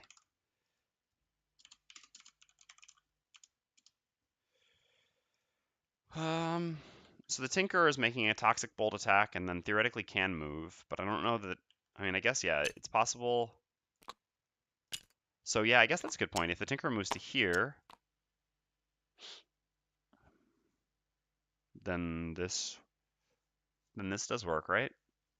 Because I guess I was considering the Tinkerer not moving, but because I'm used to the Tinkerer not moving, because Tinkerer frequently has non-move bottoms, but actually, if the Tinkerer moves to here, then yeah, then this will just go to here, and we'll be fine still. And we still get the heal 1 and the strengthen. Oh, elite does go to the doorway. Yeah, you're right. No, the elite does not go to the doorway.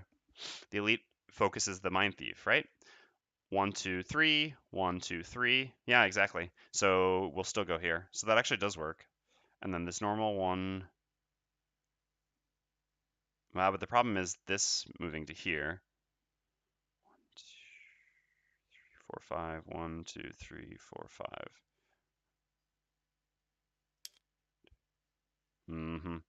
Yeah, this is the problem with that.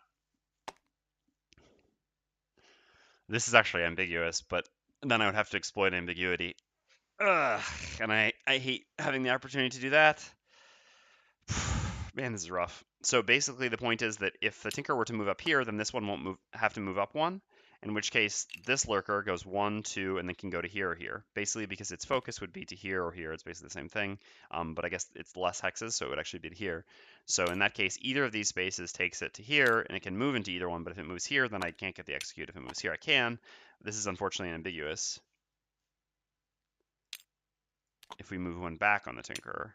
If we move 1 back, then the Lurker gets to attack 2 targets anyway. I mean, then this Lurker does. I guess then the advantage is... But I guess is that maybe better?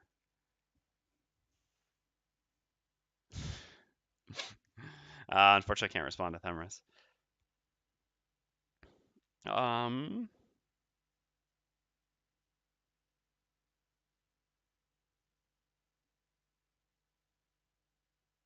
No, I'm not giving myself an ambiguity break. That's not how I roll. Especially if I'm doing this scenario on +2 difficulty. There's no way I'm going to exploit that. So if we move back 1, then this one gets to hit 2 targets instead of hitting 1, but then the elite only hits 1 target. So I guess this is still better, right? Because then we get a guaranteed kill here. I guess not really, though.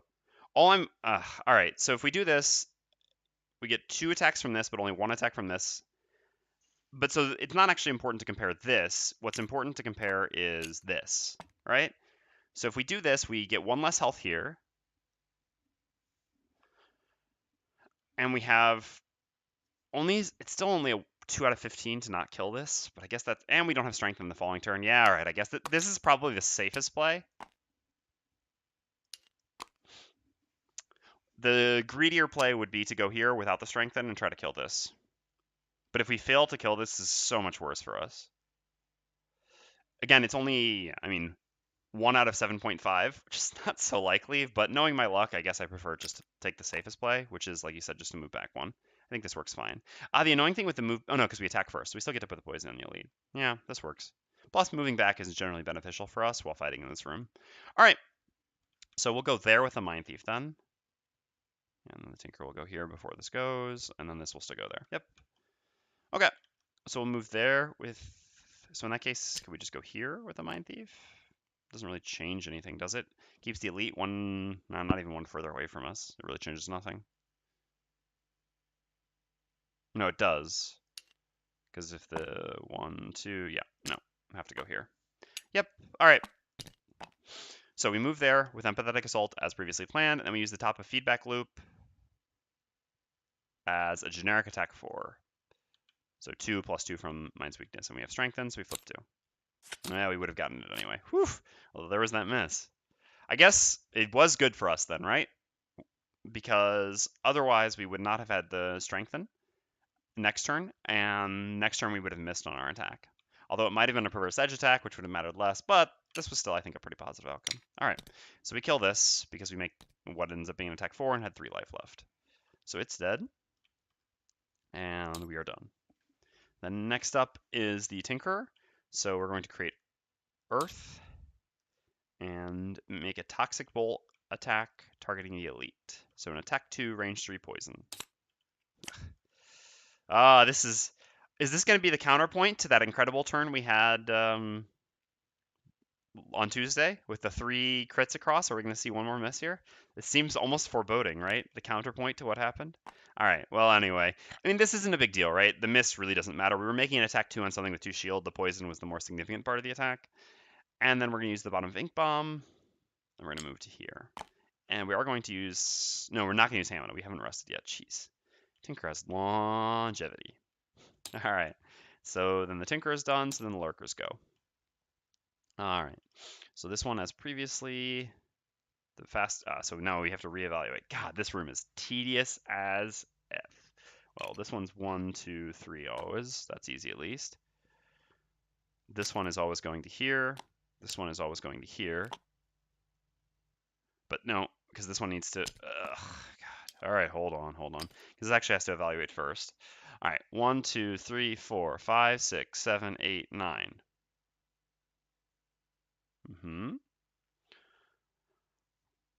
1, 2, 3, 4, 5, 6, 7, 8.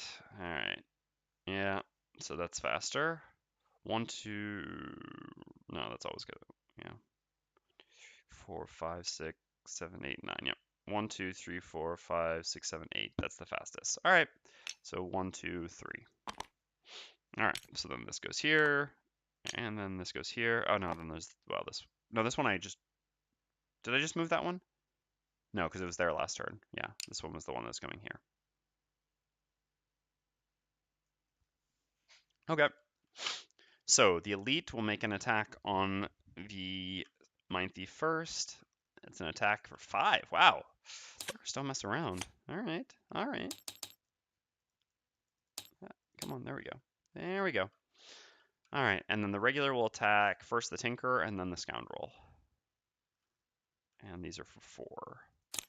So 4 and miss. All right. So everyone is a little bit beat up, but no one is too beat up. Deep Terrors go, do nothing. Then it's the Scoundrel's turn, so we're going to gain 1 experience and execute this one. I remember our Scoundrel with boots, invisibility, and a couple of jump 5s and a loot 2 had us complete this room in 3 rounds, and the rest of the party standing by the doorway. Yeah, like I said, I could easily solo this room with the Mindthief. Because the Scoundrel, unfortunately, at this point, we don't have any enhanced jump, so the Scoundrel has no jump, and we don't have jump boots. But the Mindthief has 2 move 4 jumps, plus a bottom invisibility, which we can alternate, and a cloak of invisibility. So if we really wanted, the Mindthief could have easily just run for the treasure as soon as we got in the room, and took it. But then we wouldn't get to have the fun of gaining experience, fighting lurkers, getting money, you know. We're not in any danger of not getting the chest at this point, is pretty much the point, is the reason why we're just doing it the way we're doing it here.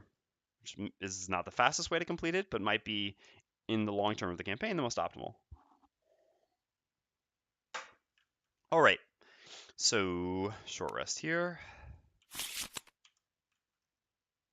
I didn't actually eat. Oh dear God.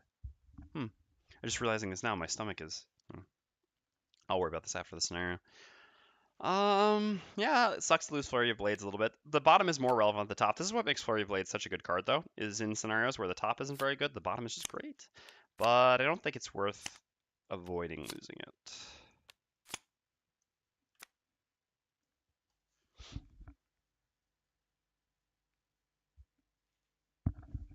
Alright, and then we've got a Tinker. Alright. I mean, I like Volatile Concoction a lot with the Hamina Potion rule. I definitely wouldn't choose to lose it. There are a lot of cards I would choose to lose before that. That being said, we did already lose Hostile Takeover, so we've really only got one guaranteed source of ice. And more significantly, I just can't lose Stunshot. Okay. So, what's up? Unfortunately, we can't Compass and kill this Lurker. We need to run up on it, but that's doable. So what is the earliest the Tinker can run up on it? Yeah, I mean the 17 to 20, which we always get to go after with like a 33 or 36.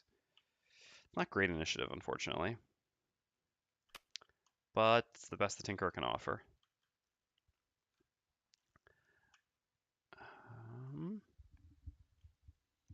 What if it's the Mindthief who moves over there instead? That might actually just be fine. How many things will we get hit by? Shouldn't get hit by much, right? There's just the small issue of the deep terrors that we need to be concerned with.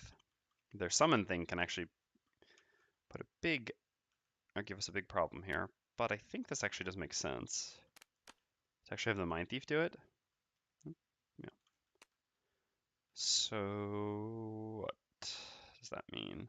Because we're not stunning anything. The push is also not super relevant here. I guess we just do the double attack this turn. Yeah, especially since we're strengthened this turn. So we can make a double attack on this guy, and then we're going to run around to here to set up Visage on this Lurker. Being able to Visage this Lurker before it can join up with the rest of the group seems certainly optimal. So then we just need to go after the 5, which is very convenient because we have backstab at 6. This is one of the biggest reasons. I actually undervalued backstab. I ended up cutting it a little bit too early when playing this 2-player party before, but the 5 to 6 combo of Cranium Overload into backstab, really, really nice. So yeah, definitely want to keep backstab around for a while for specifically stuff like this. This allows us to execute the right one. So this one dies, and then the Tinker can, I guess, stun the Elite, which also puts wound on it, which is nice. So what does the Tinker want to do while doing that? It doesn't actually need to move.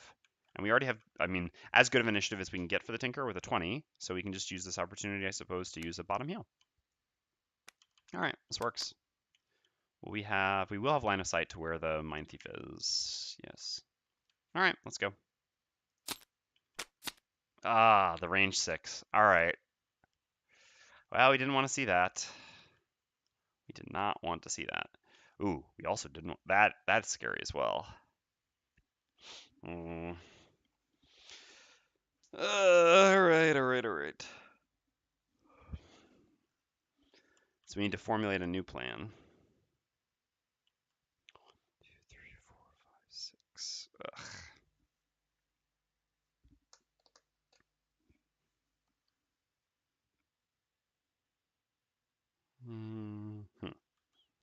So I'm thinking.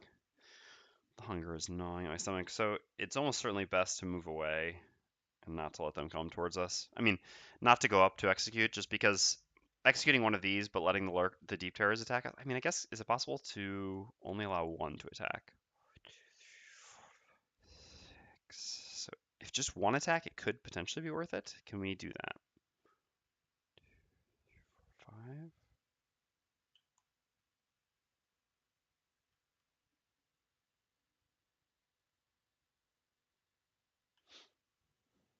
That's a very interesting question, Fred. I think no. I think the deep terrors almost can't attack anywhere. No. Based on rules as written, these deep terrors would literally not be able to attack anything in this direction. You're right. Which is, I mean, also just begs the question. I mean, these really shouldn't be walls, but yeah. So the only line, so for anyone who doesn't actually know what Fred is referring to here, there's this really, I mean, I'm going to admit, ridiculous rule. I mean, it's not even so much a rule, but it's actually how the rules have to be literally interpreted for rules as written line of sight drawing.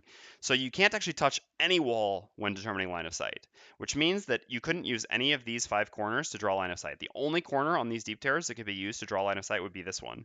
And this corner can never not go through a wall basically to make it to one of these spaces. Same thing for down here. So we could easily actually just go and do the two things we want to do, and these deep terrors would never be able to shoot us. This is of course very silly, and we don't play this way. Like I said, I should probably, well, theoretically write this as a house rule, but there's just no reason. I think it would just lead to more confusion of people reading it. How can we avoid both summons?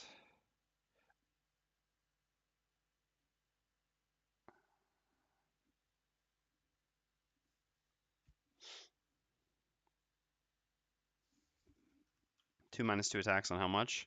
It's two attacks for 4. I mean, so 4 damage total. Yeah, the Mindthief can withstand that because we'll have a heal 2 first, so the Mindthief will be at 8. And so then it would require specifically a +2 and a crit, and that's pretty unlikely. Where do we go to avoid all the summons, though? Because there would always be this space.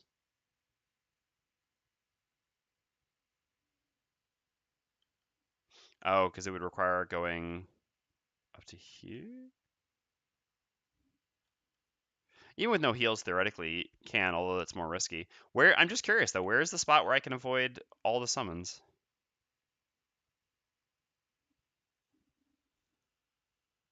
Okay.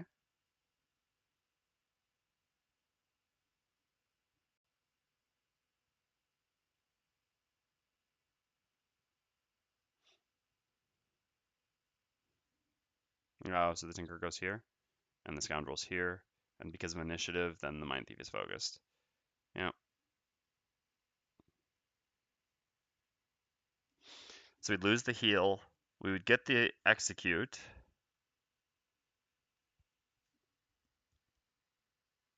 Hmm. And the Tinker wouldn't get to use the heal, then that's why. That's an interesting question. Well, before we make any other decisions, no matter what, we're always going to be using this attack. So let's start with that, and this will maybe give us more information. So we get to make 2 attack 4s targeting the adjacent Elite Lurker. We are still strengthened. So 5 and 6. So 5 does 3 and 6 does 4. So we get 7 total damage. He's down to 8, and muddled, although muddle shouldn't matter because we're certainly stunning him.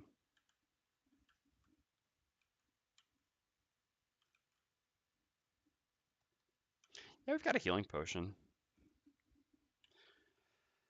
I think that's a good call, Isio. I think I like this. The attacks don't matter that much as long as we can survive them. And so the elite still can't make it to us. That's what's significant as well, right? Yeah, it cannot. So if we go to here now with the Mindthief, and then we pop our minor healing potion, putting ourselves up to 9, then we can easily survive the 2 attacks. It's a shame that we waste... Oh, but we can actually ham in a potion back the heal that we'll use as a move then. That works as well. All right. So then we go there. Is this better than moving around to one side? Oh, yeah, it's got to be, because if we move around to one side, then we still allow a summon. Oh, yes, ice is strong. Good catch.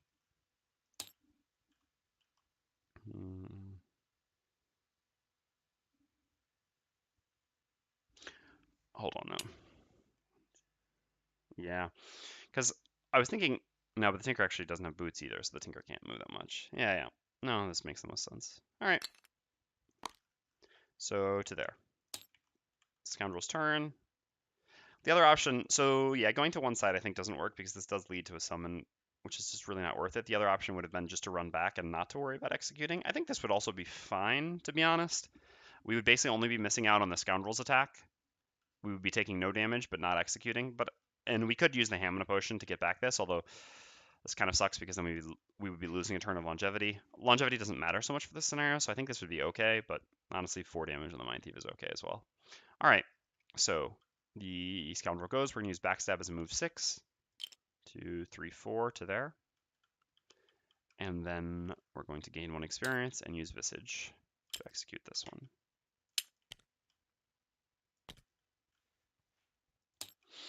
The Scoundrel has literally been the executioner and is not going to get credit. I've been executing left and right. All right, so then Tinker is up next. So we're going to use Stun Shot, attacking the Elite. So it's an attack 2 poison wound. I mean, sorry, wound stun. All right, so it does no damage, but oh my god, talking about conditions. Unfortunately, the Mindthief wouldn't get to attack here because she applied one. Ah, heal one. Good call. Good catch. Thank you. I maybe the Necklace of Teeth will be better, ECO, with you here. Maybe. Since you can actually remember these things. All right, then we use the Harmless Contraption to perform move 2, generic for the Tinker, and we're going to use a Slice of Ham to recover this. We want to recover this because this is, especially with Volatile Concoction gone, this is basically our best non-move bottom action for the Tinker, and we have an odd number of cards in our hand right now, so it gives us an action we want back, as well as giving us an additional turn. So this is pretty great. All right, then the Lurkers go. So the Elite here loses this and loses this. Takes 1 damage from the wound. All right. It's got to be one of these two. 1, 2. 1, 2, 3, 4. 1, yeah. 1, 2. Okay. And then the Deep Terrors, both 3 and 6, attack the Mindthief. Attacks at -2 on 4s normally, so 2 attack 2s on the Mindthief. Huh. Okay. So just 2 damage. More than fine. All right. Definitely worth with those flips. So we have strong ice, as you pointed out. That is quite nice. All right, well, that makes the Mindthief's turn very obvious here. It's going to be a little 1-2 punch. We can stun the Elite since we're already adjacent using Frigid Apparition, consuming the ice, and we can use Perverse Edge to stun this Elite so we don't have to worry about either of them, which seems pretty great.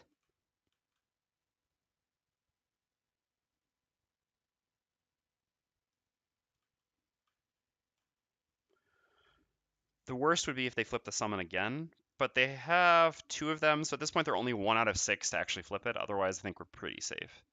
And again, at 5 range here, not really in a spot that we have to worry that much.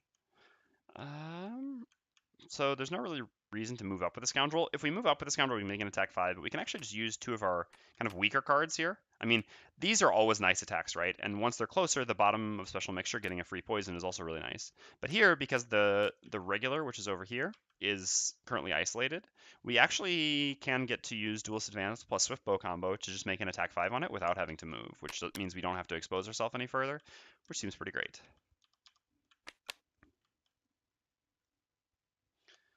And then for the Tinker. Well, disarming will be good at some point, but we don't need to use that just yet. We might as well use this bottom heal like we'd planned on previously. If only we could beat the... I guess we can go at 36. We're not killing it anyway. This allows us to put poison on that. Have the Tinker actually poison this one, and then the Scoundrel can take advantage of it. Ah, but if it moves, yeah, no, then we won't get the bonus from Duelist Advance. Guess we'll save our poison for later then. So what else could we do as an attack? Mostly garbage. Sucks to be a Tinker. I guess it's worth trying. I mean, worst case scenario, if this one ends up moving up, but before 36, then we can still just use our Swift Bow combo to hit this one, which isn't really the target we want to focus. We'd rather kill the Elite or the normal now because the Elite is just tankier, but it gives us the upside of potentially getting to hit it with poison. I mean, or worst case scenario, we can just not take advantage of the poison. I think it's still worth poisoning one of them. In that case, maybe the Tinker can then poison the Elite, and we can focus down the regular. I think we have plenty of options this way, no matter what. And again, because we're not going to kill something before it goes, it doesn't really matter that we're going at slightly later initiative. It doesn't matter so much. I mean, it can because maybe if they're going to do something really bad, we won't have the opportunity to react, but all right. Anyway, so we've got range 3 from them, so that's all good. Ah, they're not even moving. All right. Well, so much for stunning them being useful. I mean, stunning this one is useful. Stunning that one doesn't matter at all. Oh, Lurkers. So, Mindthief's turn. We're going to gain 2 experience. We consume ice, and we're going to create ice. I'm just doing all this stuff together so I don't forget. So first we begin by using Frigid Apparition. So this is going to be an attack 5 plus 1 from the poison. So an attack 6 stun, targeting the Elite number 5. Okay. So plus 0. So this is just a 6. 6 means 4 damage because of the 2 shield. Putting it down to 3. So Frigid Apparition, the stun doesn't really matter. sorry, Perverse Edge. I mean, we could just move instead to pick up a coin. All right, well, let's subtract the 1 experience for now.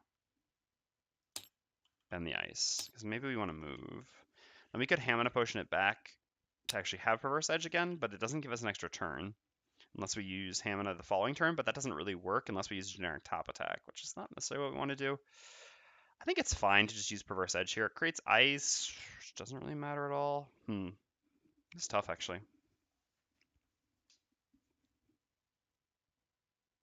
I mean, we've got a pretty good turn next turn. Using Fearsome Blade again, pushing one of these things through the water is basically like hard crowd control. So, for example, next turn we can just use generic move up to here and then blade this back. I don't think we need to take Perverse Edge back, so let's just use it. Yep. So we will gain that 1 experience. We will create the ice, even though it doesn't really matter. And we'll use Perverse Edge actually just to attack this one. We don't need to stun this one, and this one has 2 shield, so we would need to, I mean, it's more likely that we can flip a +1 and do at least 1 damage here, whereas here we would do none. I guess we could actually just hit this one. No, disadvantage and it's 2 shield, even with the poison, it's not worth it. So yeah, we'll hit number 1. Oops, there should be a stun here from, oh, what do we do? Okay. Stun here. So we'll hit number 1 with a bottom of Perverse Edge. So I'm going to attack 1. Ooh, wow. A full crit for 1 damage? I'm not going to bother putting a stun on it because it's not doing anything. All right. Now it's the Tinkerer's turn. We're going to do a heal 2. Yeah, it should certainly be on the Mindthief. Up to 9. And then we have an attack 2, range 3 poison. Yeah, the poison, I guess, is more valuable in the elite, so let's do it like that. So we'll hit the elite. At the same time,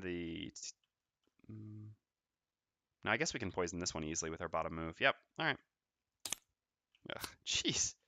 Man, just Tinkerer life, right? Again, it's funny because it's the second time this exact same thing's happened. We're making an attack 2 and something with 2 shields, so the value of the attack doesn't matter too much. We're kind of hoping just to maybe get a +1, get a little bit of chip damage, but in the end we flip a miss. All right, and then we're done. Then it's the Scoundrel's turn.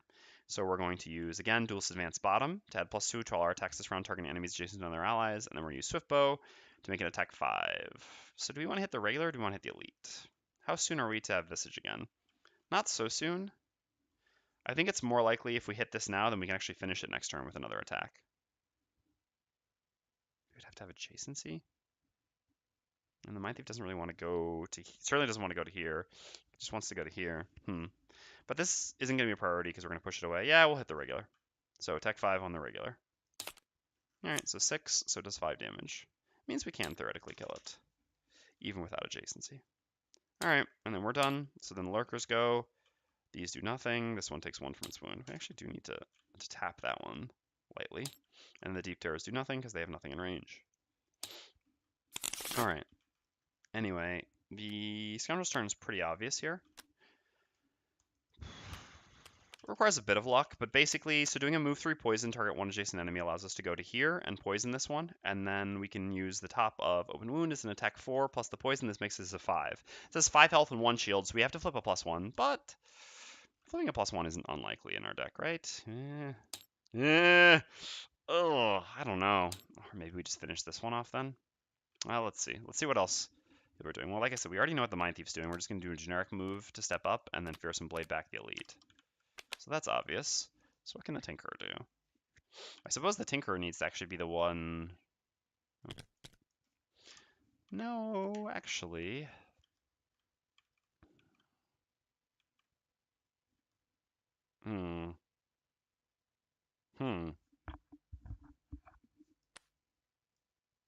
All right. This works. So what the Tinker can do is actually disarm this one. By disarming this one here, well, unless they do their self-heal, it will die before it ever does anything. As it is right now, it would get 1 turn because it has 2 health and wound. But if we can just disarm it for 1 turn, that's essentially killing it without needing to attack it, which is pretty good. And then what we really want is the Tinker just to chip in a tiny bit of damage to this one to make sure that the Scoundrel can kill it. So that's why we're going to use Enhancement Field. Now, the downside of using these 2 cards is we have pretty poor initiative at going only 36. But we're pretty covered because worst case scenario, if we see that their lurkers are going to go before 36, which means this one would act before getting disarmed, then the Scoundrel can just actually come and finish this one off. So overall, this plan works quite nicely. We just have to avoid the Deep Terrors doing their summon attack again. Range 5. Oh, shielding, huh? And wounding adjacent enemies. And using my ice. You dicks. You dicks. All right. Well, change of plan. Random question. When do you plan on uploading stuff to YouTube? Your latest video is 3 weeks old. This weekend. I will. So I actually have a number of things which have already been uploaded. I just have to do some YouTube stuff to put them to make them available. But it just takes a little bit of catching up. But yes, by the end of this week, there will be at least half of the videos that I've recorded but haven't been uploaded up on the YouTube channel. Like I said, I just got behind because so people were staying here, which meant that because my office, which I have here, is really just like is like bedroom slash office, right? Because we have it's like a 2 bedroom apartment we have, but one of them functions as Jessica and I's office, but it also has the bedroom in it. So when we had people staying here, I couldn't use this room, and then after that I was sick, and I mean, when you have the flu, you don't want to do anything. Basically, I could have done it while I had the flu, but the flu as an excuse to be lazy about this was pretty much all the excuse I needed. And then after that, we had people staying here again, and so I just haven't had access. And then this week, I've been catching up with so many things that yeah. But anyway, by the end of this week, there will be at least 4 or 5 more videos posted. All right. Well, so this does mean because of this 11, we don't really want everyone adjacent to the lurkers getting wounded. And since the other ones aren't going to do anything, it doesn't really matter so much. So in the end, we're just going to have to Scoundrel here. So what we're going to do is we have our move a special mixture. Yeah, there's no point in using Hamina. Poisoning it doesn't do anything either, but I guess we can just get 1 more movement, which gives us a bit more flexibility. So we'll just do a move 3 a special mixture to there, and then we're going to use open wounds, so we gain 1 experience, and we do an attack 4, wound, which is really an attack 5, targeting the elite. All right. We would have even gotten the +1, so we would have still gotten the kill over there. We just had to kill this one because it's the only one that's actually going to affect us this turn.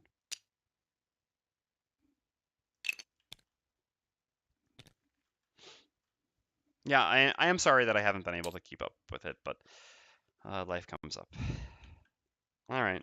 So they're actually going to consume my ice to get 1 more shield, which is pretty annoying, and they wound all adjacent enemies, but there's no one adjacent. So the Mindthief's up next. Stupid ice stealing. All right, so we're going to use the bottom. Oh, so no, it's range 5. So we actually wanted to go here. 1, 2, 3, 4, 5. Yeah, sorry, I wasn't really paying attention. I was getting distracted by comments, but so we did actually want to move just to here, not to here, because here it's 1, 2, 3, 4, 5. So this way we stay out of range of the deep terrors. Yes, it does very much. All right, so then the Mindthief. If we run up and hit something, we're going to get attacked and immobilized by the deep terrors. I don't think this is really worth it. So I think, we have 2 options basically. We could stay where we are to go invisible. Being invisible can theoretically provide some advantage next turn, but I don't think it's as good as simply looting.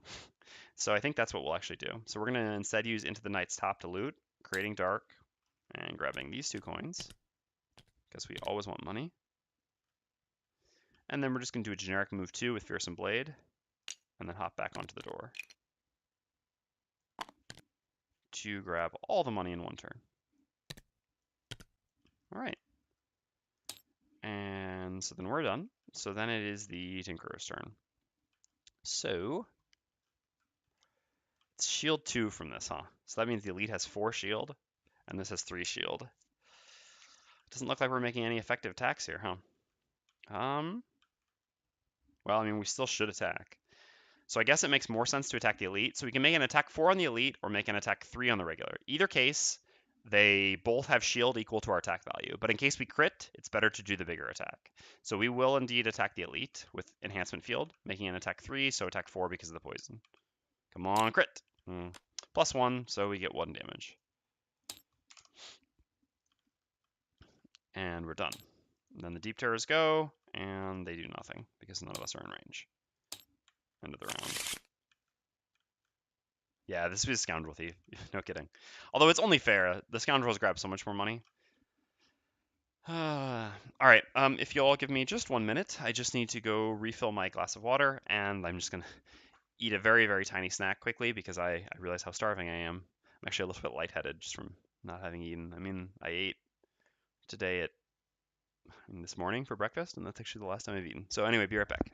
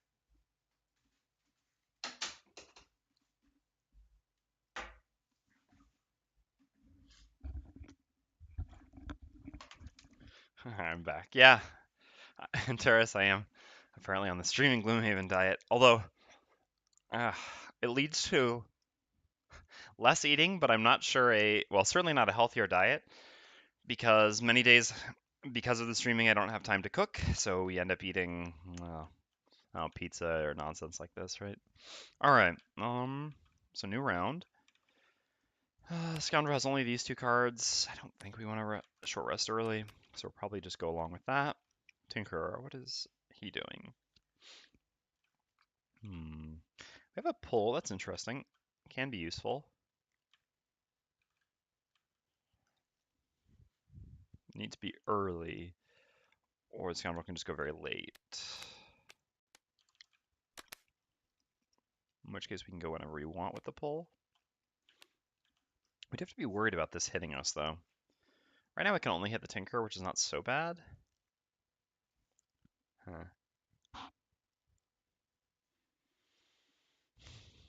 Hmm.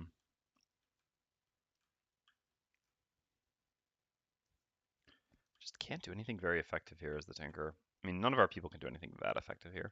Guess we could just crank bow that regular over there and then move back. Yeah, why not? I mean, let's be real. We've already cleared out half of this room. The deep terrors by themselves aren't going to be much of a threat. We've got a ton of cards left. Firing off a crank bow is perfectly fine. And then I guess we can just do this to have better initiative and do a little bit of healing to both of our allies who both need a little bit of health. Great. All right. Ah, we forgot to heal one on the Mindthief or on the Scoundrel when we killed the elite there. Okay. So Mindthief needs to do a short rest. We still got 2 slices of ham, so I think I'll just use a ham charge rather than bring back the Mind's weakness. I've got to say, so I plan on actually making a post in probably a week or two about my experience now, having played with the with the fifth guy potions rather than stamina potions. And there are a lot of distinctions that you really notice. I will say that, I mean, it opens up a lot of interesting possibilities that are different and less obvious, I would say, than regular stamina potions. I mean, so obviously here, like, it gives us more decision making almost, more regular more routine decision making rather than just like one time where we use a stamina potion because we have the option. So for example, I can bring back the mind's weakness when I don't have, I mean, when I otherwise wouldn't, and then use a ham and a potion charge to get an extra turn, or I can not bring back the mind's weakness, which kind of still costs a bit of longevity, but then I can supplement this with ham and potions. It's quite interesting. Anyway, we're losing. Ugh, again? The targeted losses. Come on. Oh my god. That's the 1-2 punch, right? It's kind of okay. The truth is we're going to be moving a lot for the rest of the scenario, so losing Perverse Edge, I mean, I still wouldn't choose to, but it's not the absolute worst. Well, we can't create ice anymore except for modifier flips. Oh, it's also not great.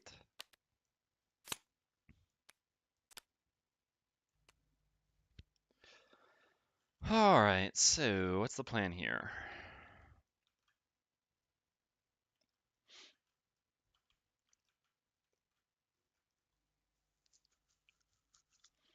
Mm-hmm.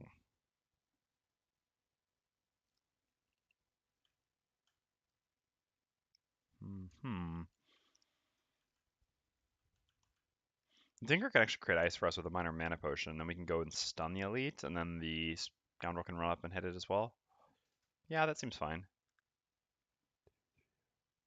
Problem is we're going to be range 3 of the deep terrors, but actually I think the scoundrel will go after the deep terrors, so it should be alright.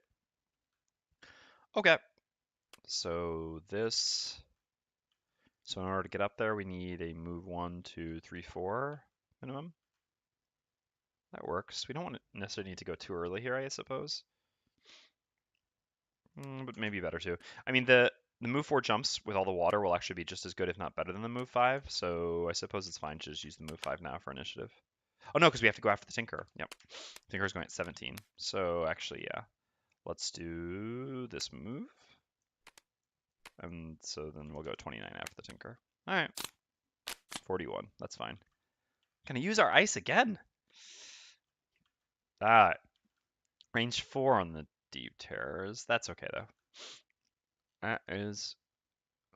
or is that okay? We shall see. Regardless, the Tinker's turn's always the same. To experience, fire off a crankbow. Unfortunately, we don't have our goggles, which is a bit of a shame. So, make attack 6, range 5, targeting lurker number 1. Please be kind. All right. Great. Where was that? It was here, right? I think. Yeah, I hope so. Someone can correct me if I place the coin in the wrong spot. I'm only slightly recovered from. It was only the tiniest of snacks. So that's lost. First to experience. Of course I did it in the wrong thing.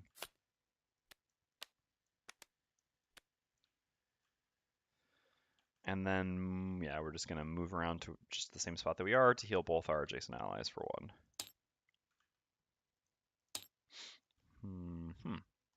All right. Mindthief is at 9, would take 2 attack 4s, huh?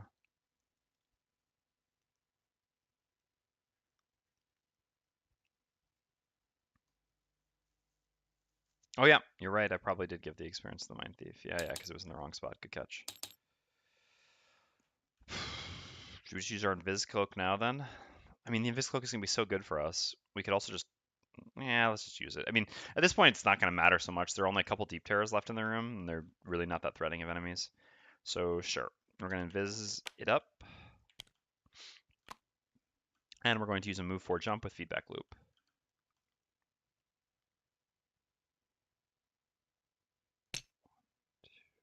Three. Guess we can go like this. Oh no, we can't. Nah, that's annoying. Fortunately, we cannot move more than this, even though it's a move 4 jump, because the last movement is not jumping. So it's actually not enough to make it to either of these spaces. So we have to actually just go to here. That's fine. And then we use Frigid Up. Oh, we forgot to, sorry, have, yeah, this creating ice, and then we're going to use that ice. So ice was created by the minor mana potion of the Tinker, and then the ice is consumed by us, which gives us 1 experience. We get an attack 5 with Frigid Apparition, plus 1 from the poison, so an attack 6. Alright, so 4 damage. 10. Mindthief is stealing gold and experience. Truly a Scoundrel, indeed. And the stun. Okay, and so then the Lurker goes and just loses the stun. And then the Deep Terrors go, and so they have wound and poison adjacent enemies and range 4 attacks. Yeah, which if we didn't go invisible, they would hit us. Again, playing with reasonable line of sight rules, because really otherwise that wouldn't work, but yeah. Okay, and then we're up on the Scoundrel, so we have a move 5 with Flanking Strike. 1, 2, 3, 4, 5 seems reasonable. And then we'll use the top of Single Out, gaining 1 experience, making an attack 5, plus 1 for the poison, so an attack 6. Alright. So 4 actual damage. And that's the end of the round. Now we need to finish him.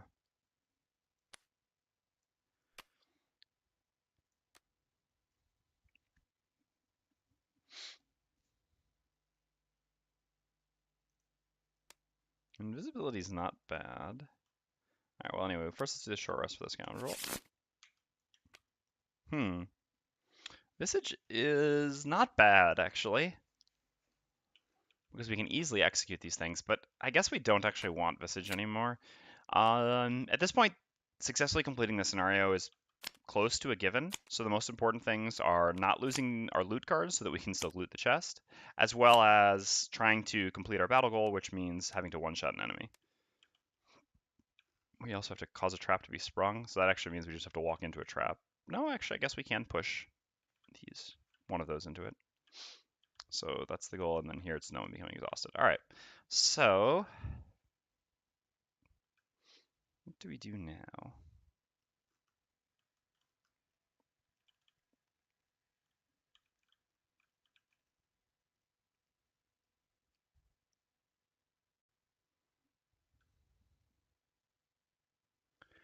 All right, I think the Scoundrel's is going to go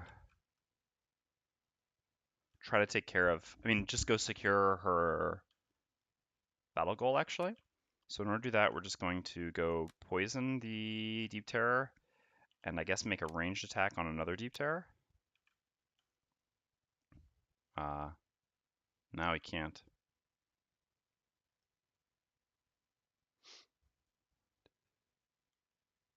Yeah, all right, we can actually. That works. Well, then we're kind of exposed to the other one, which you don't really want. So maybe no ranged attack on another Deep Terror. Then what do we do as a top action? Nothing really. But I suppose that's okay. doesn't matter so much. Basically, our plan is going to be to do this plus this next turn on a poisoned enemy, right? So this will be 4, plus 2 here is 6, and then plus 1 from the poison, this will be 7. So this should be a one-shot. Again, only a miss would make that fail, and we just really want to try to secure that. So all we have to do is essentially move next to a deep terror, which has to be this one, and poison it. And I kind of just want to go here so that we're not more exposed to the deep terror back there hitting us. So in that case, we kind of just play a throwaway top here, I suppose. I'd like to keep Swiftbow for them looting and moving, so I guess it's one of these two, and Backstab gives more movement, which is probably more useful, so I guess we can just get rid of Single Out. And we're just going to use our Invis Cloak so that we're perfectly fine over there. All right.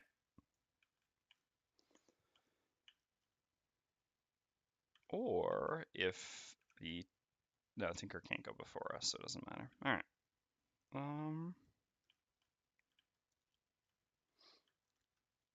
So we still have to kill this. That's the Mindthief's responsibility. And that's easily handled by this plus this. This gives us 2 attack 4s with advantage, which I believe is a...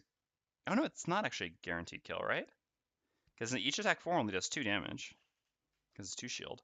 So that's actually far from a guaranteed kill. So we need some additional help for that. Help, like the dangerous contraption? So I guess it's actually better to just push it away then. So if we push it away, then we can just ignore it for now. Not strengthen ourselves. And I suppose go invisible again. If we push it like 1, 2, 3, then it can never make it to the Scoundrel. Yeah, that's fine. And so then what does the Tinker want to do? To move up and summon the dangerous contraption? How much retaliate do these things have? 3 retaliate, so the dangerous contraption kills itself, and 2 attack. God. Curse you, dangerous contraption, and your lack of being dangerous. I think I'm just gonna go over and maybe make a pull attack on the. But then you're retaliated. Dear God. Life of a Tinker. What do we even do? Go grab a coin, I guess, and provide a heal. Sure. Tinker style. Tinker, why don't you do something? Yeah, I got you. Don't worry. I'm just gonna heal myself and go pick up a coin. Yeah, sure. These 2 cards are fine then. I mean, again, we're pretty fine, so it doesn't really matter that Tinker can do this. Oh, Tinker. All right. Line attacks from deep terrors. That's 5 range, huh? It's over here. 1, 2, 3. No, it's fine. Okay. So first things first is the Mindthief. We'll begin by using Fearsome Blade. We will gain 1 experience. We will make an attack 2, plus 2 from Mind's Weakness, plus 1 from Poison, so an attack 5, and we will use the push. We shouldn't be invisible anymore, but we will be in just a second anyway.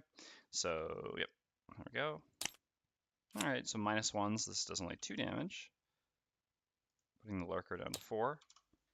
And then we get a push 3. Oops. 1, 2, 3 to there. It's +1 movement, but still won't make it to us. And then I guess we could... No, we can't actually make it to any coins. So yeah, we'll just use the bottom of Into the Night to go invisible again. All right, then the Lurker goes, has 4 movement. 4, 5, 1, 2, 3, 4, 5, yeah. So this is... Oh, and I guess he's invisible as well, so yeah. She's invisible.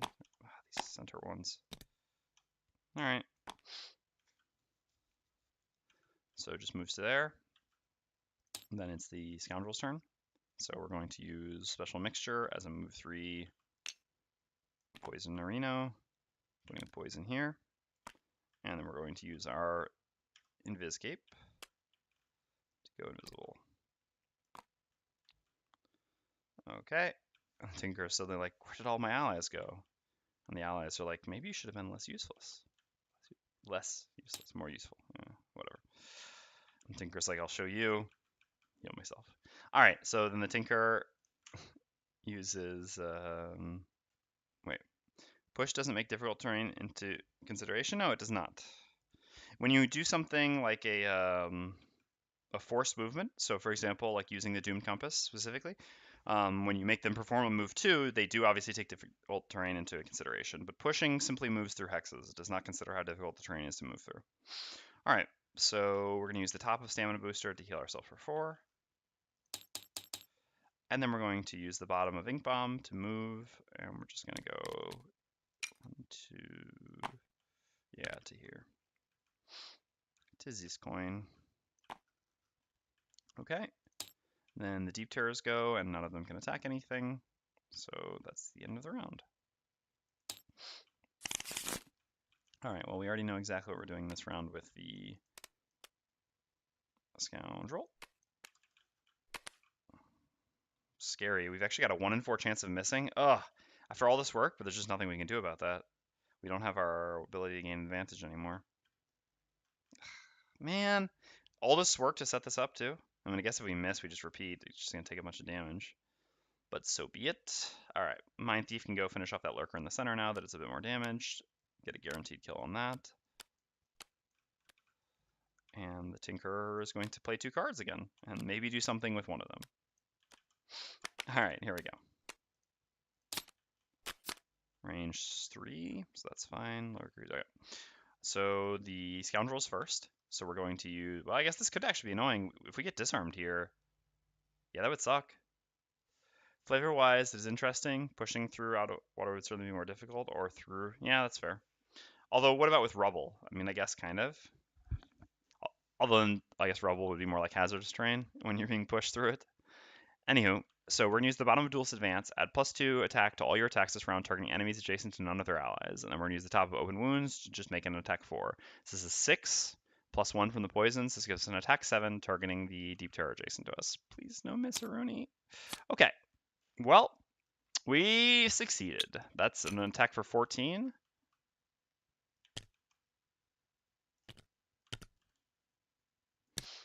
I don't imagine the Mindthief picking up and throwing a Deep Terror. Yeah, it's difficult to imagine. I can agree with that. Oops, I already placed the coin. Oh, I was doing that. Or a lurker. And then we heal for 1 for getting a kill. And we completed our battle goal. Alright. So then next up is the Mindthief. Mindthief is going to perform move 2, heal 2 self. Going back up to full. Getting strengthened. And we're going to go 1, 2 to here, I suppose. Ah, no. Not like this. Stupid TTS mod.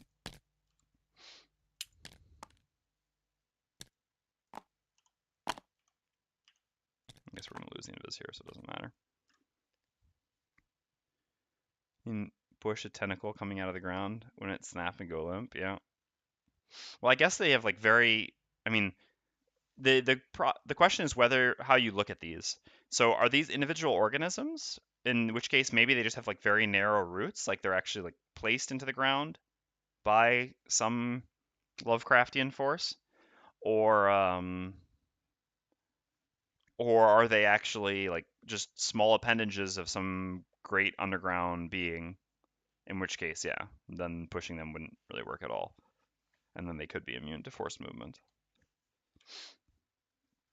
Okay, so we move there with Empathetic Assault, and then we use the top of Corrupting Embrace to simply make 2 attack 4s with advantage targeting the Lurker, which this has no choice but to kill. It's impossible not to. So 2 damage, and then we create Ice, and 4 damage.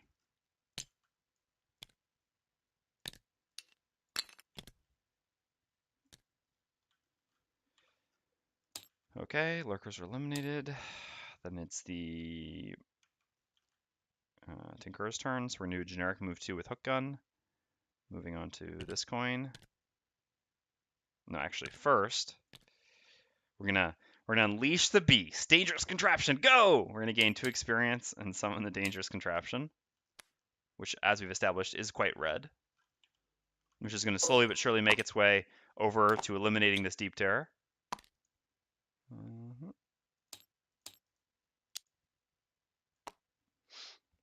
Game still tries its hardest to prove you wrong on the has to kill. Yeah, unfortunately, it was actually impossible to not kill there. Because, so if technically, although, yeah, I mean, if we actually look at it, the game was trying to set it up, right?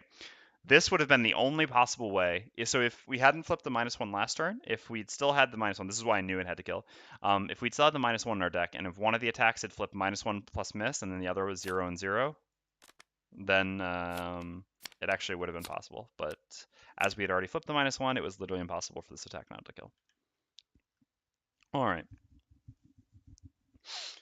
So, yes, we unleash the beast, and then we perform a generic move 2 with hook gun, moving on to this coin.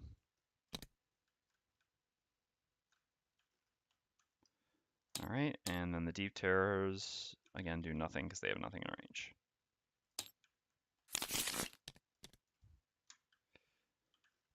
All right, let's just do a long rest with the Tinker so we can get our boots back to get a bit more movement.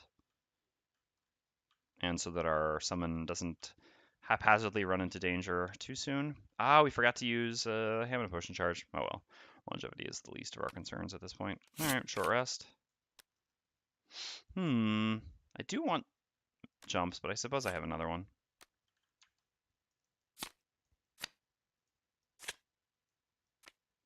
All right, let's start moving in the direction we need to go, right? Fortunately, we can't attack if we go like that. We want to push one of these into a trap, that's for sure. I guess we just, yeah, okay. So how about, oh, we can't go late anymore if we, might also be it.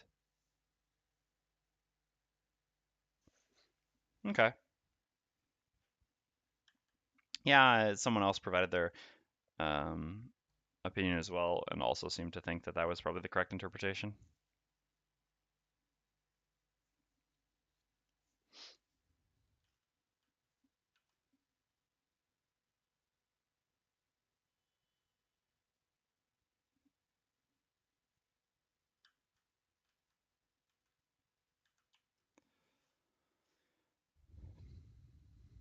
Yeah, that works. Okay, so we've got a pretty clear line here. We're gonna loot the coin we're next to. We're playing full Scoundrel Thief here.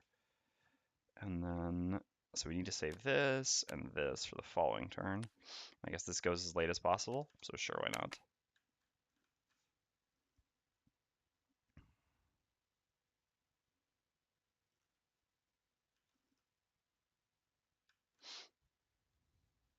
And then we're gonna move to this coin, pick this up. 1, 2, 3, 4, 6. Yeah, this could be risky. We'll see. Well, we're gonna play Swiftbow and Backstab just for a bunch of movement and to make an attack, maybe or maybe not. We'll go a little bit later, and we'll see what we'll see. All right, let's go. Range 4s, so we won't be attacking anything, I guess. That's fine. All right, so first up is the Scoundrel. So I guess we're just gonna move here and pick up this coin. Do we have an odd number of cards? We do. So we can actually do that as a generic move with, I suppose, Backstab. I mean, whatever. One of these things will be a generic, allowing us to ham Backstab back to get a bunch more movement. Okay, and then the Mindthief will go and perform a loot with the top of Into the Night, looting this coin. And then we'll use the bottom of Corrupting Embrace. I guess simply as a generic move too. We don't actually need to recover any cards here though. 1, 2, 3, 4, 1, 2. Yeah, so here we're safe. I don't know that we really want to create Dark, but sure, why not? I don't think they can use Dark. So yeah, we'll create Dark, I guess, with Corrupting Embrace, using it as an actual thing. I don't think we use it either, but again, this matters neither way. All right, then the Deep Terrors have nothing in range, and then the Tinker takes Long Rest, which allows the summon to move, and the Tinker to refresh items and choose a card to lose.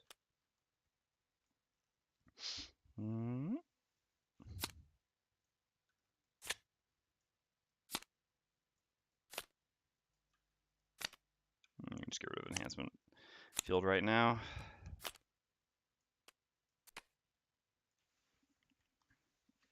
All right. 1, 2, 3. I actually can't help the summon out with this. There's no way we can go hit it, huh?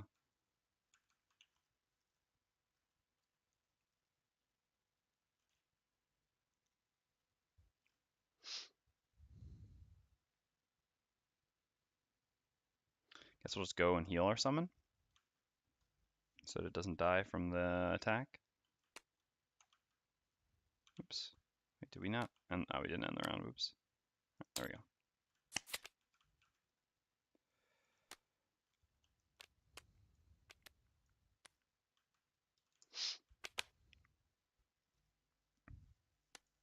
So how do we do anything here with the Tinkerer?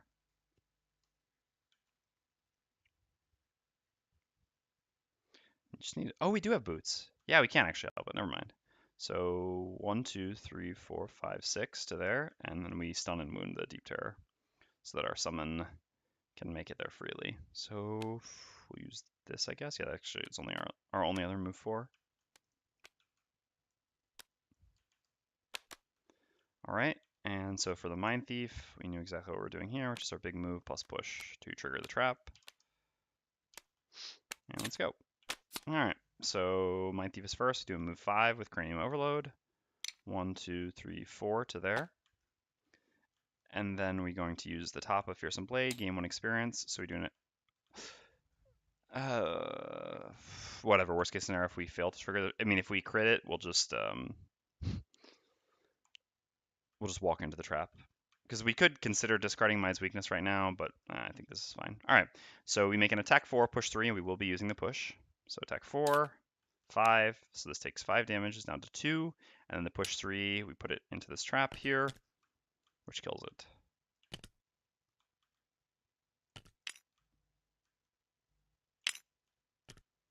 We certainly should have done this scenario on a higher difficulty. That is my bad, I apologize. All right, and that fulfills our battle goal. Scoundrel's turn, we're gonna do move 6 with backstab.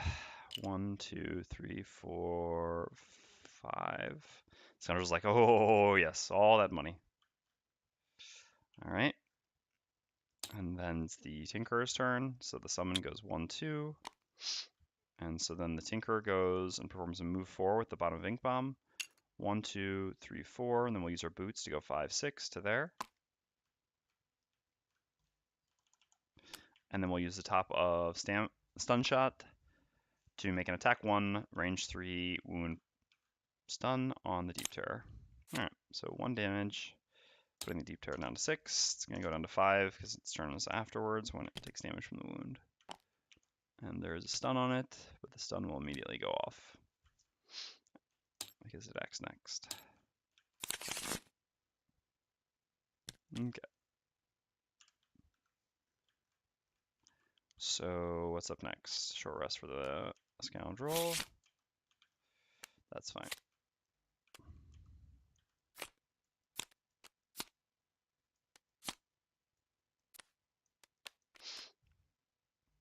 So time to do some looting, as Scoundrels are wont to do. Mindthief, time to play some cards.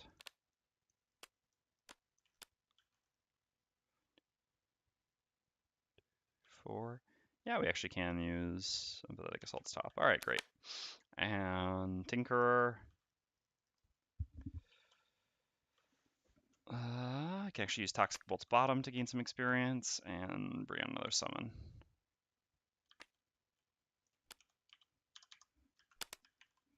All right, let's go. Just keep repeating this, huh?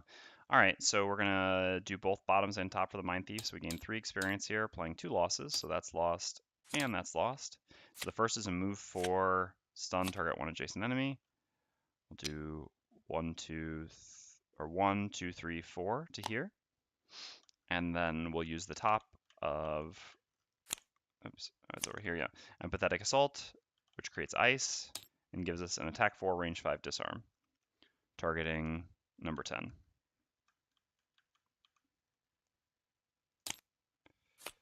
So 6 damage, putting us to 1, and it's disarmed. Okay. So then next up is the Scoundrel. So we're going to use the top of Duelist Advance as a move 3, going to here. Yep.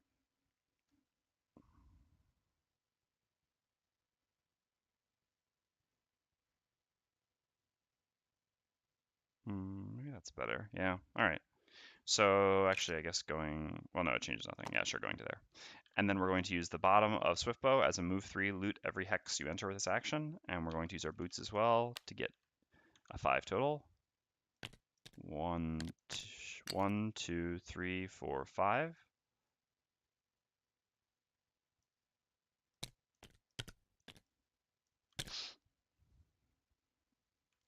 Quick question. I know I've looked this up before, but I forget. Can you use the compass to make something which has no movement value move? Or not? This obviously determines what we're going to do for the end of our turn real quick. I'll come back to that in a second because the Tinkerer's turn is completely unrelated. Yes, it's not move +2, it is just move 2. So I would believe that you can, correct. But I was just wondering if there's not an FAQ ruling. Yeah, it is move 2. So normally I believe that you can do this to something that does not have a normal move value, but I just want to make sure. All right. So we will use the compass. But it still wouldn't change anything. It would just end up on the stairs because this actually requires more movement. Yeah, so it doesn't really matter then. So no, I guess we won't use it. Oops, and Scoundrel's there. All right, so the Tinker goes first. The most dangerous contraptions moves up there and makes an attack 2 on the Deep Terror. Ooh, big time. Down to 1, and this takes 3, so down to 3. Because it has 3 retaliate. And then it's the Tinkerer's turn, so we're going to gain 4 experience total from using 2 losses here. The bottom is going to be... I can understand the point of thematically disagreeing. How can you, like, basically mind control compel something which is incapable of moving to suddenly pick itself up and start moving? It is the murder bot. All right, so we make an attack 5, targeting this Deep Terror. We'll use the goggles just to be safe. Didn't really matter. Well, I guess, yeah, it also didn't matter because it would die, but yeah, whatever. All right, and then we summon the decoy, but I'm just going to immediately get rid of it because I don't want to have to mess with it, the harmless contraption. So these are both lost. Please clean your lost pile. You clean your lost pile. All right, 1, 2, oh no, and this is disarmed anyway. End of the round.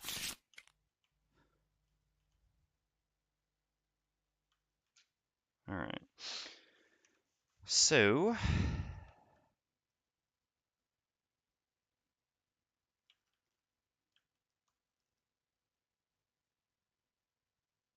I guess the Tinker just needs to move to there this turn, or perform a loot 2, which actually gets it and gives me 1 experience, so sure. And the top action really doesn't matter, we just want to save that card. Okay. Mindthief can do a short rest. Sure.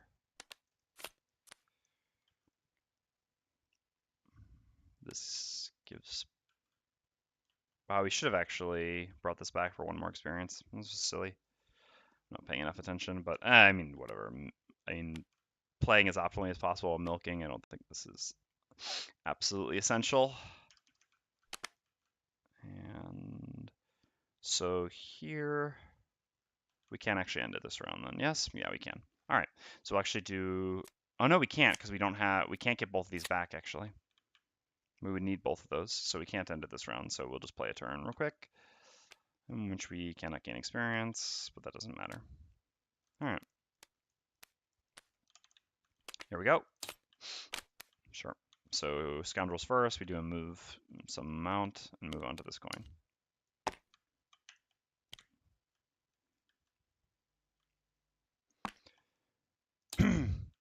Then the Mindthief goes. We're going to use the top of Cranium Overload to execute this. We don't get any experience because that doesn't attack anything, but then we will use the bottom of Fearsome Blade to gain 2 experience, performing a move.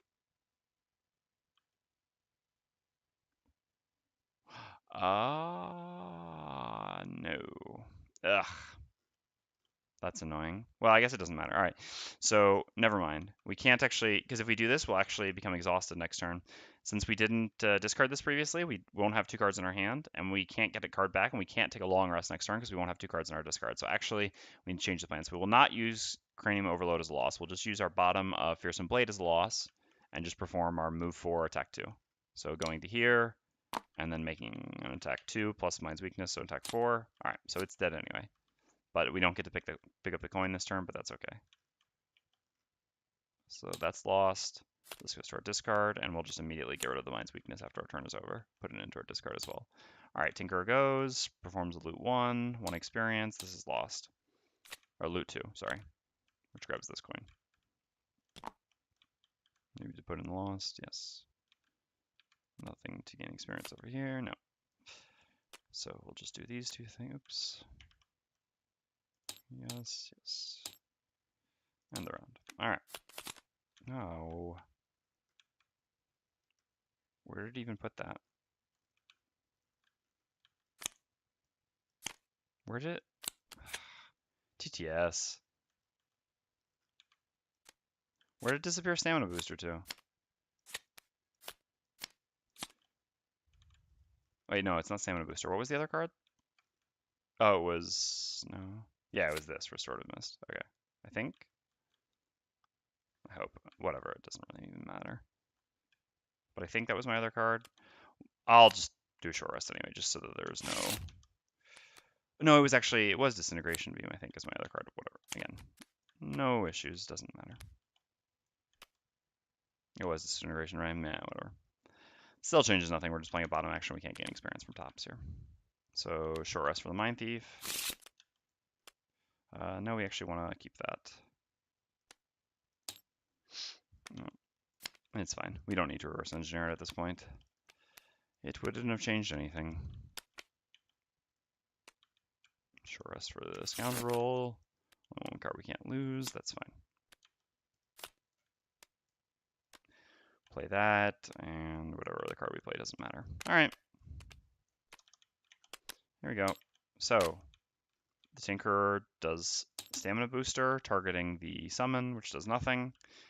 As we've established, the Mindthief just gains 1 experience for setting up Mind's Weakness, and the Scoundrel performs a move 3 looting, walking onto the chest, ending the scenario.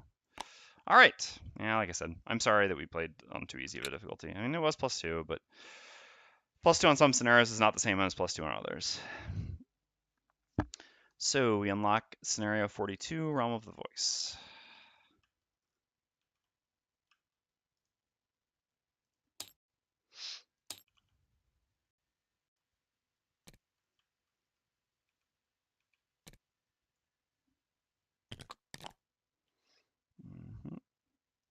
After completing scenario 30, which was where? Is it down here? No. Did we forget to place it on the map last time? Oh no, it's it's in the water. Shrine of the Depths. There we go.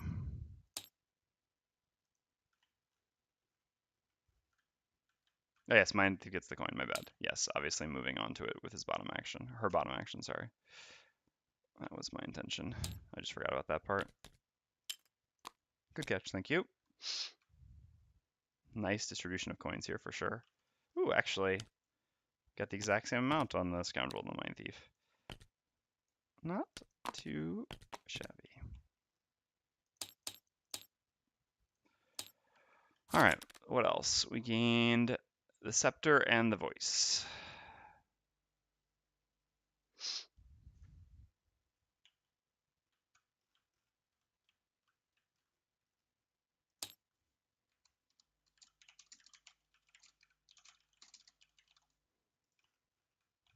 We were able to do this, all right? I hope so. Yeah, the Voices command was the only requirement. Yep. Oops. All right, so we gain 10 gold each, plus whatever our rewards here were, so 12, so 22 gold. So put 32 for the Tinker. Nice. Oops.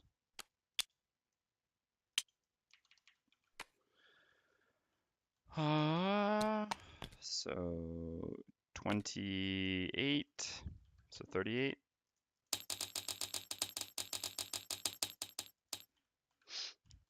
And so 38 here as well, right? Yeah, I didn't miscount. Yep, 28, 38.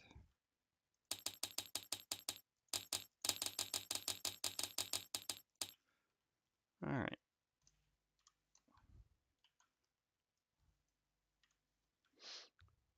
Man, Tinker out-experienced the Scoundrel. I mean, it was pretty easy, so we were able to throw away a bunch of losses, but still, Woof. The struggle is real for the Scoundrel in this party. All right, so it's 12 experience for a level 4 scenario because it was 5 with the monsters, but because we're playing solo, it's -1 for the scenario level. So 12 plus 11 gives us 23 experience. Ah, nice. Just barely got it. And this is a fun level as well. It's actually a very good level. No, yeah, this was the level where we actually really wanted. The 7 sucks. 6 is good. Nice. And we gained a check mark because none of our allies became exhausted. Okay, we'll do the leveling up there in a second. So here we did cause a trap to be sprung. And we gained 27 experience. Ooh, a check mark, nice. Oh, we also gained a level. So we'll get 2 perks there. Nice, nice. All right, so here it's 19 experience.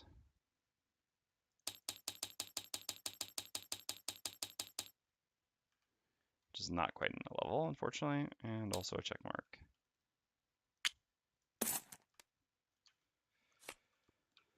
All right.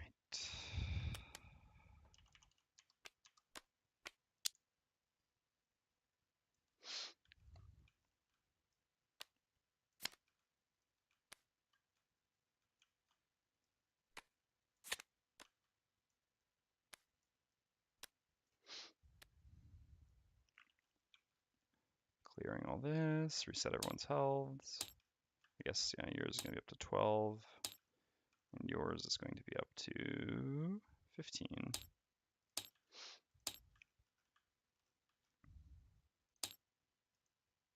Oops, why did I do that? That's the wrong thing to clear. So we're actually going to still, for one more level, have +2 be 5, but I think we'll probably try +3. Well, I guess it depends on the scenario, but most likely. All right. Mindthief does need the axe, so we do need to actually purchase that once we have the gold. That's a fair point. So we should probably start saving for that at this point. But it is 50 gold if I remember correctly. Yes, it is. So we still don't quite have the money for that. Anywho, let's do the leveling up. Tinker first. So we have 1 perk. So we're going to add... Oh, we did already add the +3. I think we'll ignore negative scenario effects at this point, to be honest. I think I like that more than adding the 2+1s. It's crazy the amount of times I've attacked with that. I've only ever gotten this one single time, and I'm trying to keep my deck as small as possible in order to increase my chances of getting that, and it's still just not happening. But I think this is fine. I think we're going to try to keep a small deck, again, in the hopes of getting high rolling a couple of our good modifiers, which never happens. So we'll ignore negative scenario effects. Adding 2+1s would also be quite reasonable. And because we're keeping our deck small, adding +1 wounds would also be decent. Although we've got a fair amount of wounding in the party, so I think that's probably a little bit more medium. Anywho, we'll do the ignore negative scenario effects for now. And so we get to take a level 6 card. Level 6. Yes, I do. 안녕하세요. It's good to see you again. Sorry if you still don't understand.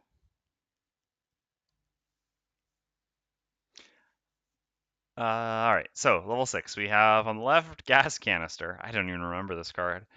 Create 1 4 damage muddle trap in an adjacent empty hex. This is just an example of how undertuned traps are in the game by, I think at this point, even Isaac's own admission.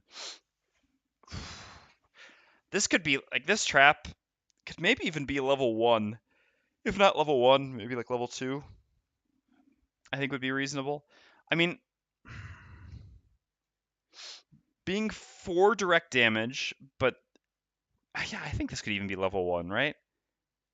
4 direct damage is quite serious, but it still doesn't affect flying enemies, and a lot of the low HP, high shield enemies are flying. On top of that, you only can do it next to yourself because you have to place the trap adjacent. And then so it's either a 2-turn combo with using like Hook Gun, which is not great, or you have to set it up with some ally pushing or pulling through the trap. In which case they still like it requires a lot of a lot of positioning. Yeah, I think this top action could easily be on a level 1 card. And then I think it would be interesting, right?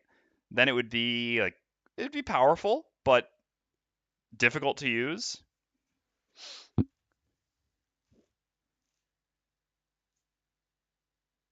Yeah, I see what you mean, Isu. And so on the bottom, at the end of your next 4 turns, one ally within range 3 may recover one of their discarded cards. All right, this is a pretty powerful loss without stamina potions. With stamina potions, this is jokingly bad. Depends on what your party has too, because being able to repeatedly play broken cards, you can do some. There's definitely some space for some really dumb stuff with this bottom action. So the power level is there. Unfortunately, the biggest issue is, well, we would probably be. I mean, all right. So this is a loss for 4 discarded cards, right? In terms of longevity, this is not good. But being able to replay one card over and over again is quite significant. This would allow, for example, a Spellweaver to at least cold fire 2, if not 3 more times in the space of a couple turns. Probably 2 times realistically, because you probably don't need it more than that. Or, the Mindthief to play multiple more perverse edges, stuff like this. So yeah, the bottom's kind of tempting, but ultimately the bottom is let down by the fact that the top action is just horrendously bad on this card. So you have a situational loss, which is powerful, but not guaranteed to be one to be used all the time, and also really depends on your party, combined with something you just never want to use, and bad initiative. On the other hand, auto turret. Oh no, auto turret is level 6. The attack is at level 7. No, I wasn't wrong. With Tinker's 12 cards, I think bottom gas canister is good.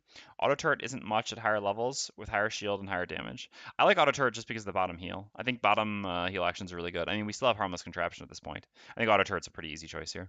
Um, the attack on the top of auto turret is more hit or miss. I agree. Although I think it's so cool. Yeah, I think the biggest thing though is that it's correct that it doesn't even negate one attack, but it's still just free, right? And you still do want healing if you have a Tinker. Doing a top heal that's for 3, like EC was alluding to, doing a top heal for 3 feels really, really bad. But doing as a bottom is basically free, especially with 4 range. You can always, always, always use it. So this is basically like every rest cycle is just 3 more health for your party. And that's significant. Like that is a real buff. Like even if healing's bad, bottom heals are actually quite good. I mean, like I said, we still have harmless contraption in our hand, and we've been using this entire time, or earth and cloud for the crack art, stuff like this. Bottom heals are so many times more valuable than top heals. That I'm a huge fan of auto turret, to be perfectly honest, and I would take it in a heartbeat over gas canister. I do agree that I think that the bottom of gas canister is probably a better loss than the top of auto turret, although I'm not even sure. I mean, again, it really just this depends on the party. With the current party we have, maybe. I'm not sure. Perverse Edge is difficult to spam that much. I guess it would kind of be like a combo maybe of Perverse Edge into Frigid Apparition, Perverse Edge into Frigid Apparition. That's quite strong, there's no doubt about it. So yeah, in our party that might be probably a stronger loss than auto turret, I guess. Yeah, I mean, obviously, there are some ways you can break this.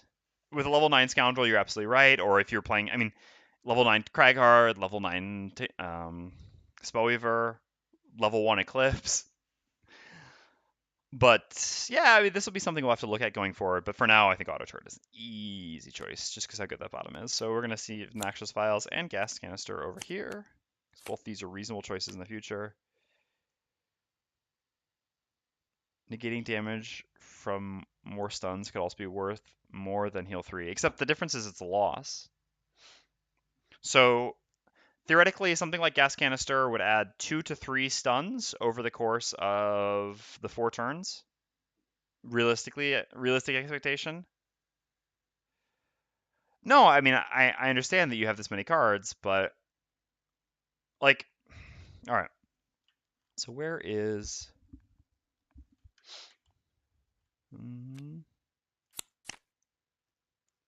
So, for example, the bottom of Reinvigorating Elixir could already add 2 stuns, right?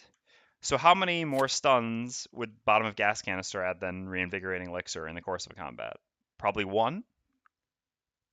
So a level 6 card? That's true. A level 6 card, which doesn't do that much more than a level 1 card, which we're already not even using. Now, admittedly, this has more flexibility because it has a range, whereas this has to be adjacent. This is obviously a big distinction. But no, yeah, the value of trading's, well, I would never do it to this the Scoundrels, right? The Scoundrels' individual actions at this point are very,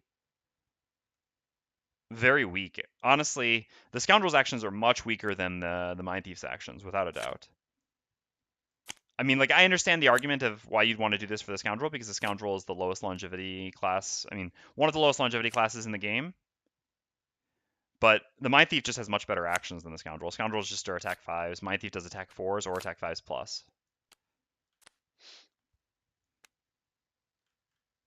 It does enable Visage 2 times in a row. Although it's not so easy to do Visage 2 times in a row, right?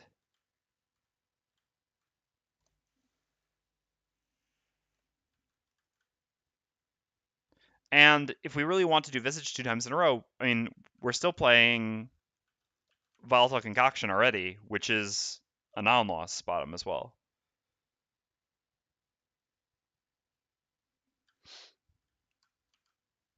All right, so we bring in Auto Turret.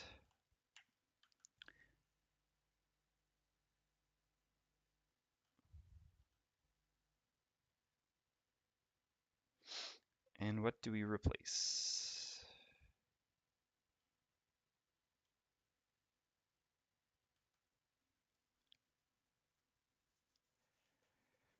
I guess it's going to depend on the scenario. We'll see. The move 4s are the most suspect at this point, but yeah, it really depends on the scenario.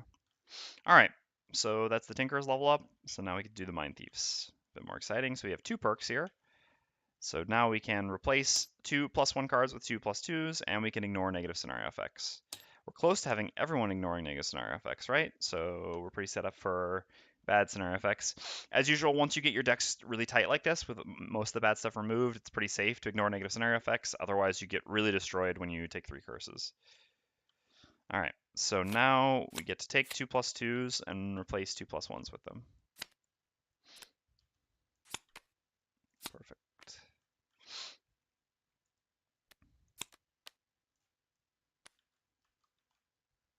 Still avoiding rolling modifiers, even though obviously rolling +1s are quite decent. Because, well, actually, as the math proves, the rolling +1s aren't as good as they seem, and obviously we have frequent advantage. All right. Still have to do the actual card for the Mindthief, although unlike the Tinkers, where there is fairly enough some actual discussion to be had, the Mindthief's next level has no discussion whatsoever. All right, so these are the level 7 cards for the Mindthief. All right, we've got Vicious Blood, which is a move to attack 4 on bottom. It's honestly not bad. It's fine. Oh, Adobe.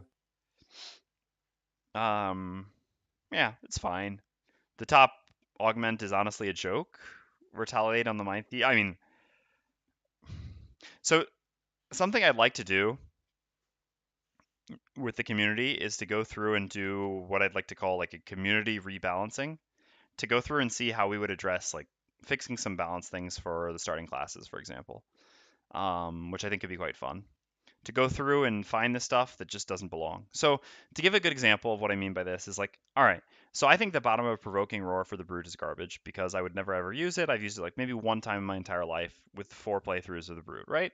That being said, some people like using the bottom of Provoking Roar with the top of Wall of Doom to do some sort of a wombo combo, and at least that has a reason for existing. So basically, like, that I wouldn't think needs to necessarily be changed because even if it's not Spike, it's Timmy or Johnny, whatever you want to call it. This, though, this is no one. There is no reason for this to exist at all. Yeah, I mean, I guess theoretically, on your melee attacks, you gain Retaliate 2 for the round. Your point is that, like, if we set this up and then we make 2 melee attacks on top with Corrupting plus, like, a bottom melee attack with, like, I don't know, I guess Brain Leech, which we would have, we could have Retaliate 6 or something, you know? But come on. This is just so silly. Lowest possible HP in the game, low longevity in terms of the actual number of cards, and you won't retaliate? Uh, oh, gotcha. Yeah, I understand. Yeah, I mean, if the number was something really high, but my better point would be if I was going to rebalance this. Yeah, exactly. I would just not have this. Like, it just seems like Isaac wanted a little bit of everything. Like, you know, you could have all your different types of augments. But you at the same time you have to balance like the idea of wanting to try all these different cool things for augments with what things are actually going to be played. Like if you wanted a retaliate augment to be played, maybe the Mindthief should have medium HP. Although the Mindthief is very strong, so it doesn't make sense for the Mindthief to have medium HP the way the Mindthief is currently balanced. The Mindthief's HP is quite reasonably balanced and fits well for the class. So the truth is, this action should just not be here, right? Like this should be something else. There's no reason for this to exist. That's a shame, but it is what it is. So anyway, the bottom of Vicious Blood is fine. Late Initiative is also good, but the top augment is terrible. That doesn't mean, I mean, like, this wouldn't be so much of a problem, right? Because if we take this card, we would just exclusively use the bottom, and we can ignore that the top ever exists. It's a shame for one half of a card to just not exist, but that is the case. Ultimately, though, we're not going to end up taking this. Your melee attack gets +3, and I don't know about that one. But then you would just use this instead of the mind. I mean, then it would just be a replacement for the mind's weakness. I don't think creating an arms race with the mind's weakness is the way to go. Like, I'm just saying this just doesn't even necessarily need to be an augment. It could just be another card other than an augment. There don't necessarily need to be that many augments. Anyway, the augment system needs to be completely retooled, even to make other augments competitive. Yeah, that's fair. I mean, I guess that's an interesting idea to have it be a high base attack and then tempt people with potentially getting to retaliate, but even then.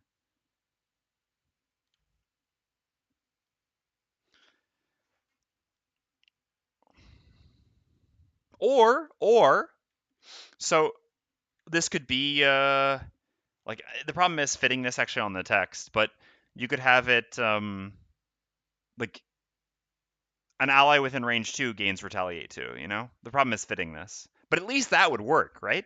Then you could funnel retaliate over to a tanky class. More interesting.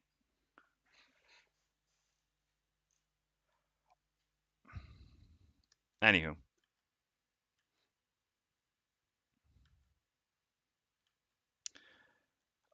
Over here we have Psychic Projection. What is this card again? So, the top is a heal 5 self, shield self, 1 self, stun self. This is obviously highly situational. Basically, it's a heal you can use before long resting, which can also mitigate a little bit of damage with a shield. Healing self is kind of useful, but having it be the only really useful action on a card isn't great. It's very situational. The problem is the bottom is also very situational. Late initiative is nice, but yeah. On top of that, empathetic assault, because it has the blip for the ability to be enhanced, is already such an obvious. Dark Frenzy because level 7 is. Yeah, we're just saying Dark Frenzy. Exactly. Retaliate 20 Dream may be true then. Yeah. Anyway.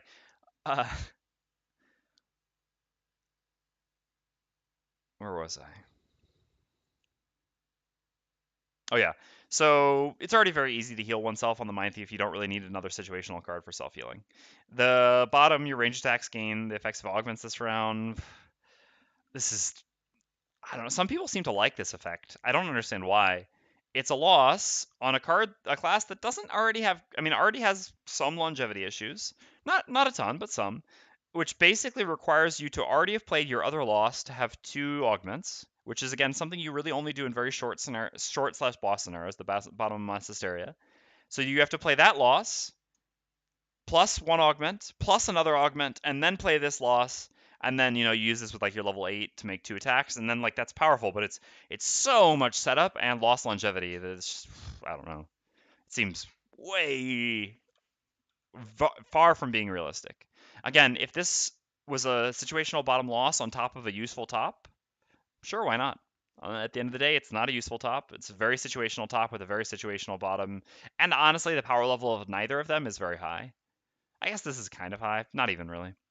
So yeah, these are both pretty bad. This bottom is fine, but yes, as Prototype said, we're taking Dark Frenzy. Dark Frenzy was an incredible card at level 6 and is a very, very, very, very, very easy choice here at level 7 compared to 2 very mediocre level 7 cards.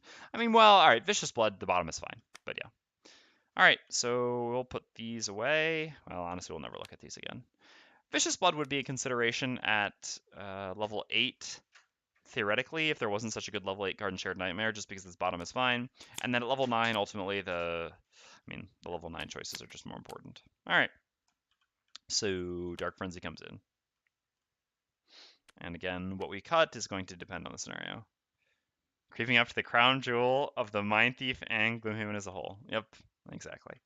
All right, so we have a bunch of money on the Scoundrel. Can we buy some more items? I think we can.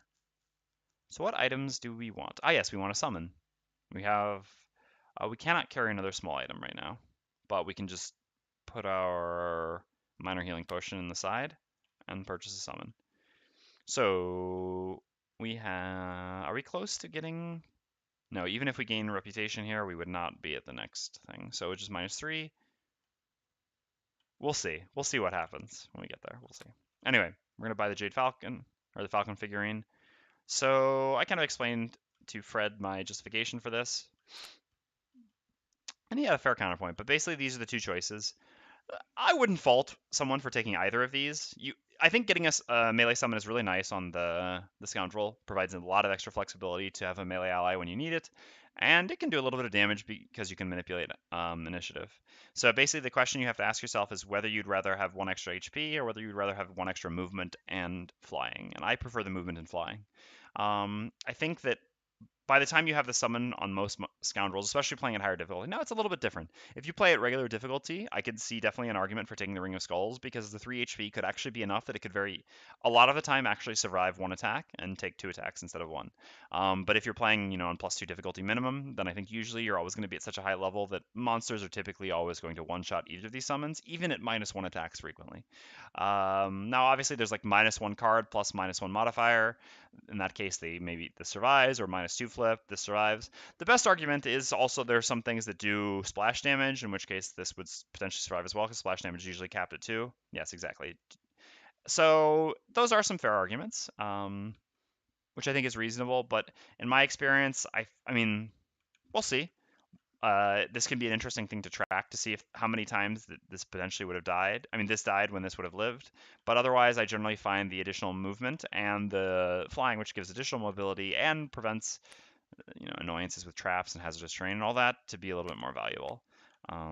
Especially because the Scoundrel moves quite a bit, so having this be able to actually keep up to the next enemy after you kill one, which is usually what you do with the summon, just ends up being a little bit more consistent.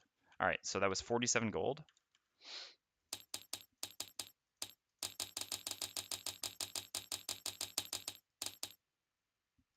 We were at 73, right? Yes.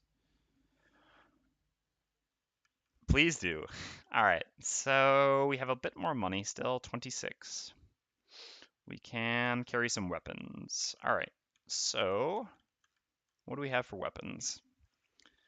Well, we basically just have the battle axe, which we should certainly always buy. We do not have enough pockets for all these. I mean, right now we have enough pockets for these. We can't carry the minor healing potion, unfortunately. And it's definitely worth carrying 2 invis. I prefer going double invis when I have Scoundrel Mindthief as opposed to Cloak of Pockets to have more small items. So yeah, right now being only level 5, we'll have to get to level 7 before we can bring our healing potion back. And I definitely do think the Hammer potion is more valuable than the healing potion. Yeah. So we get to choose which item to buy for weapons. Battle Axe is a pretty obvious choice. It's pretty nice. Now that we have a summon, we have this Mindthief, and theoretically even sometimes the Tinker. It's not impossible to get adjacency for 2 targets, and even without adjacency for 2 targets, there's still just, I mean, even on open wound, this can still just give us 2 attack 4s, which is fine. Yeah, Mindthief is level 7 because of the insane XP gain, exactly. Yeah, so I think Battle Axe is a pretty easy choice. It's also only one-handed, which gives us some flexibility to carry some other one-hander. I guess the other consideration is potentially the Long Spear. We don't use that many spent items, though. We have a non-spent helm, so our only spent at this point is our boots. So we don't naturally long rest that much to make this better. And it's also, I would say, more difficult to consistently get 2 targets like this with adjacency than it is to get 2 targets like this with adjacency. Well, it depends, actually. It varies. Shields. It's an interesting idea for the Scoundrel. It wouldn't actually necessarily be a terrible idea. The funny thing though is unfortunately because the one-hander is I guess we could double shield? Huh. That would be a pretty derpy Scoundrel, right? I wonder if it's actually better to double shield. I think probably not. I think I prefer to use, or to take the Battle Axe. We could even potentially consider going for Battle Axe plus Volatile Bomb, but I don't think so, because I think in the end we'll have a Volatile Bomb on the Mindthief and the Tinkerer. Anywho, oh wait, is the Sculpting Axe, is it two-handed? Oh, it is two-handed, so we can't ever have a Volatile Bomb on the Mindthief. Yeah, so then it is actually possible that we might go Battle Axe plus Volatile Bomb. Volatile Bomb's quite good on the Scoundrel once you have level 6, which we'll have soon. But anyway, for now, oops, we'll just grab that other Battle Axe, which I think is fine. It's not super exciting, but I think it's worth 17 gold, which again really is only 7.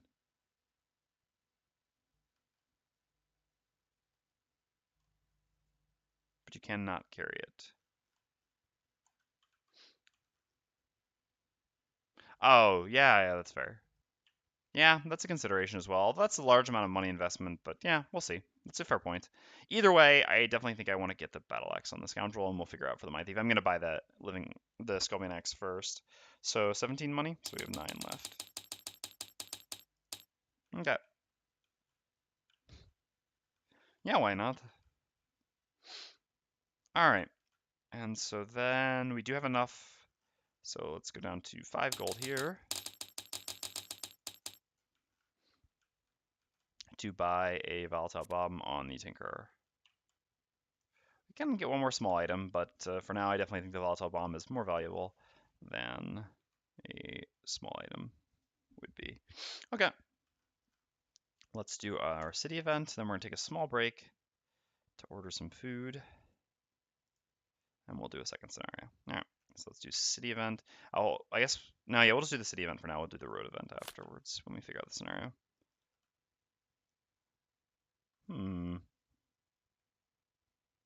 Fine.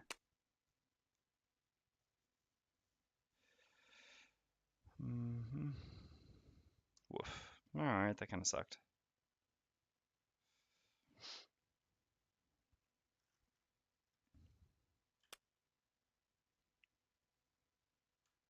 It wasn't that bad, but... Alright, we lost 5 collective gold. So who needs gold the least? We all need gold. Probably a Scoundrel.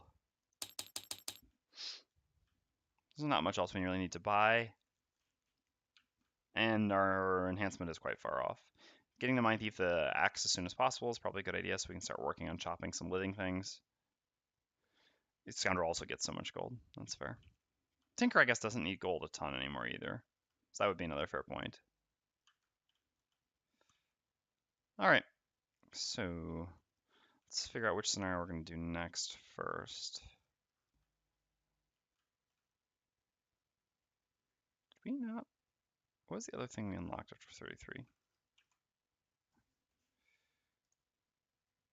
So I'm going to take the correct route here.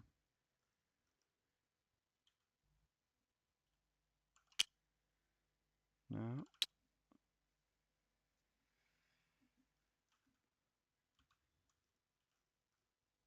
Where's the thing where we help the voice? Did we forget to place it? Because this one I'm pretty sure is the bad one. And the one we don't want to do.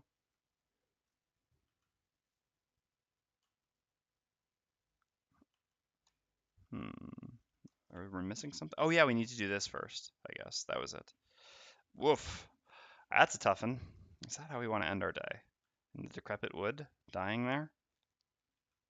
No, I think that's more of a first scenario than a last scenario.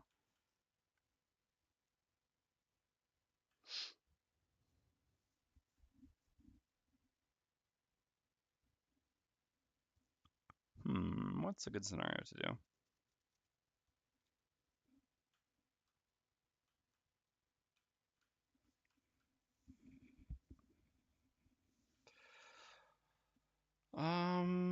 Any opinions? I guess I'm hesitating between 39, 43. I don't want to do anything too serious here. So 39, 43, 69 is fine as well. So 39, 43, 69, 82 is fine. I guess one of those 4, if anyone has any preference. Even 70 as well. That would be fine also. So 33, 43, Let me write this all out. And then I'll ask if anyone has opinions. So scenario, oops,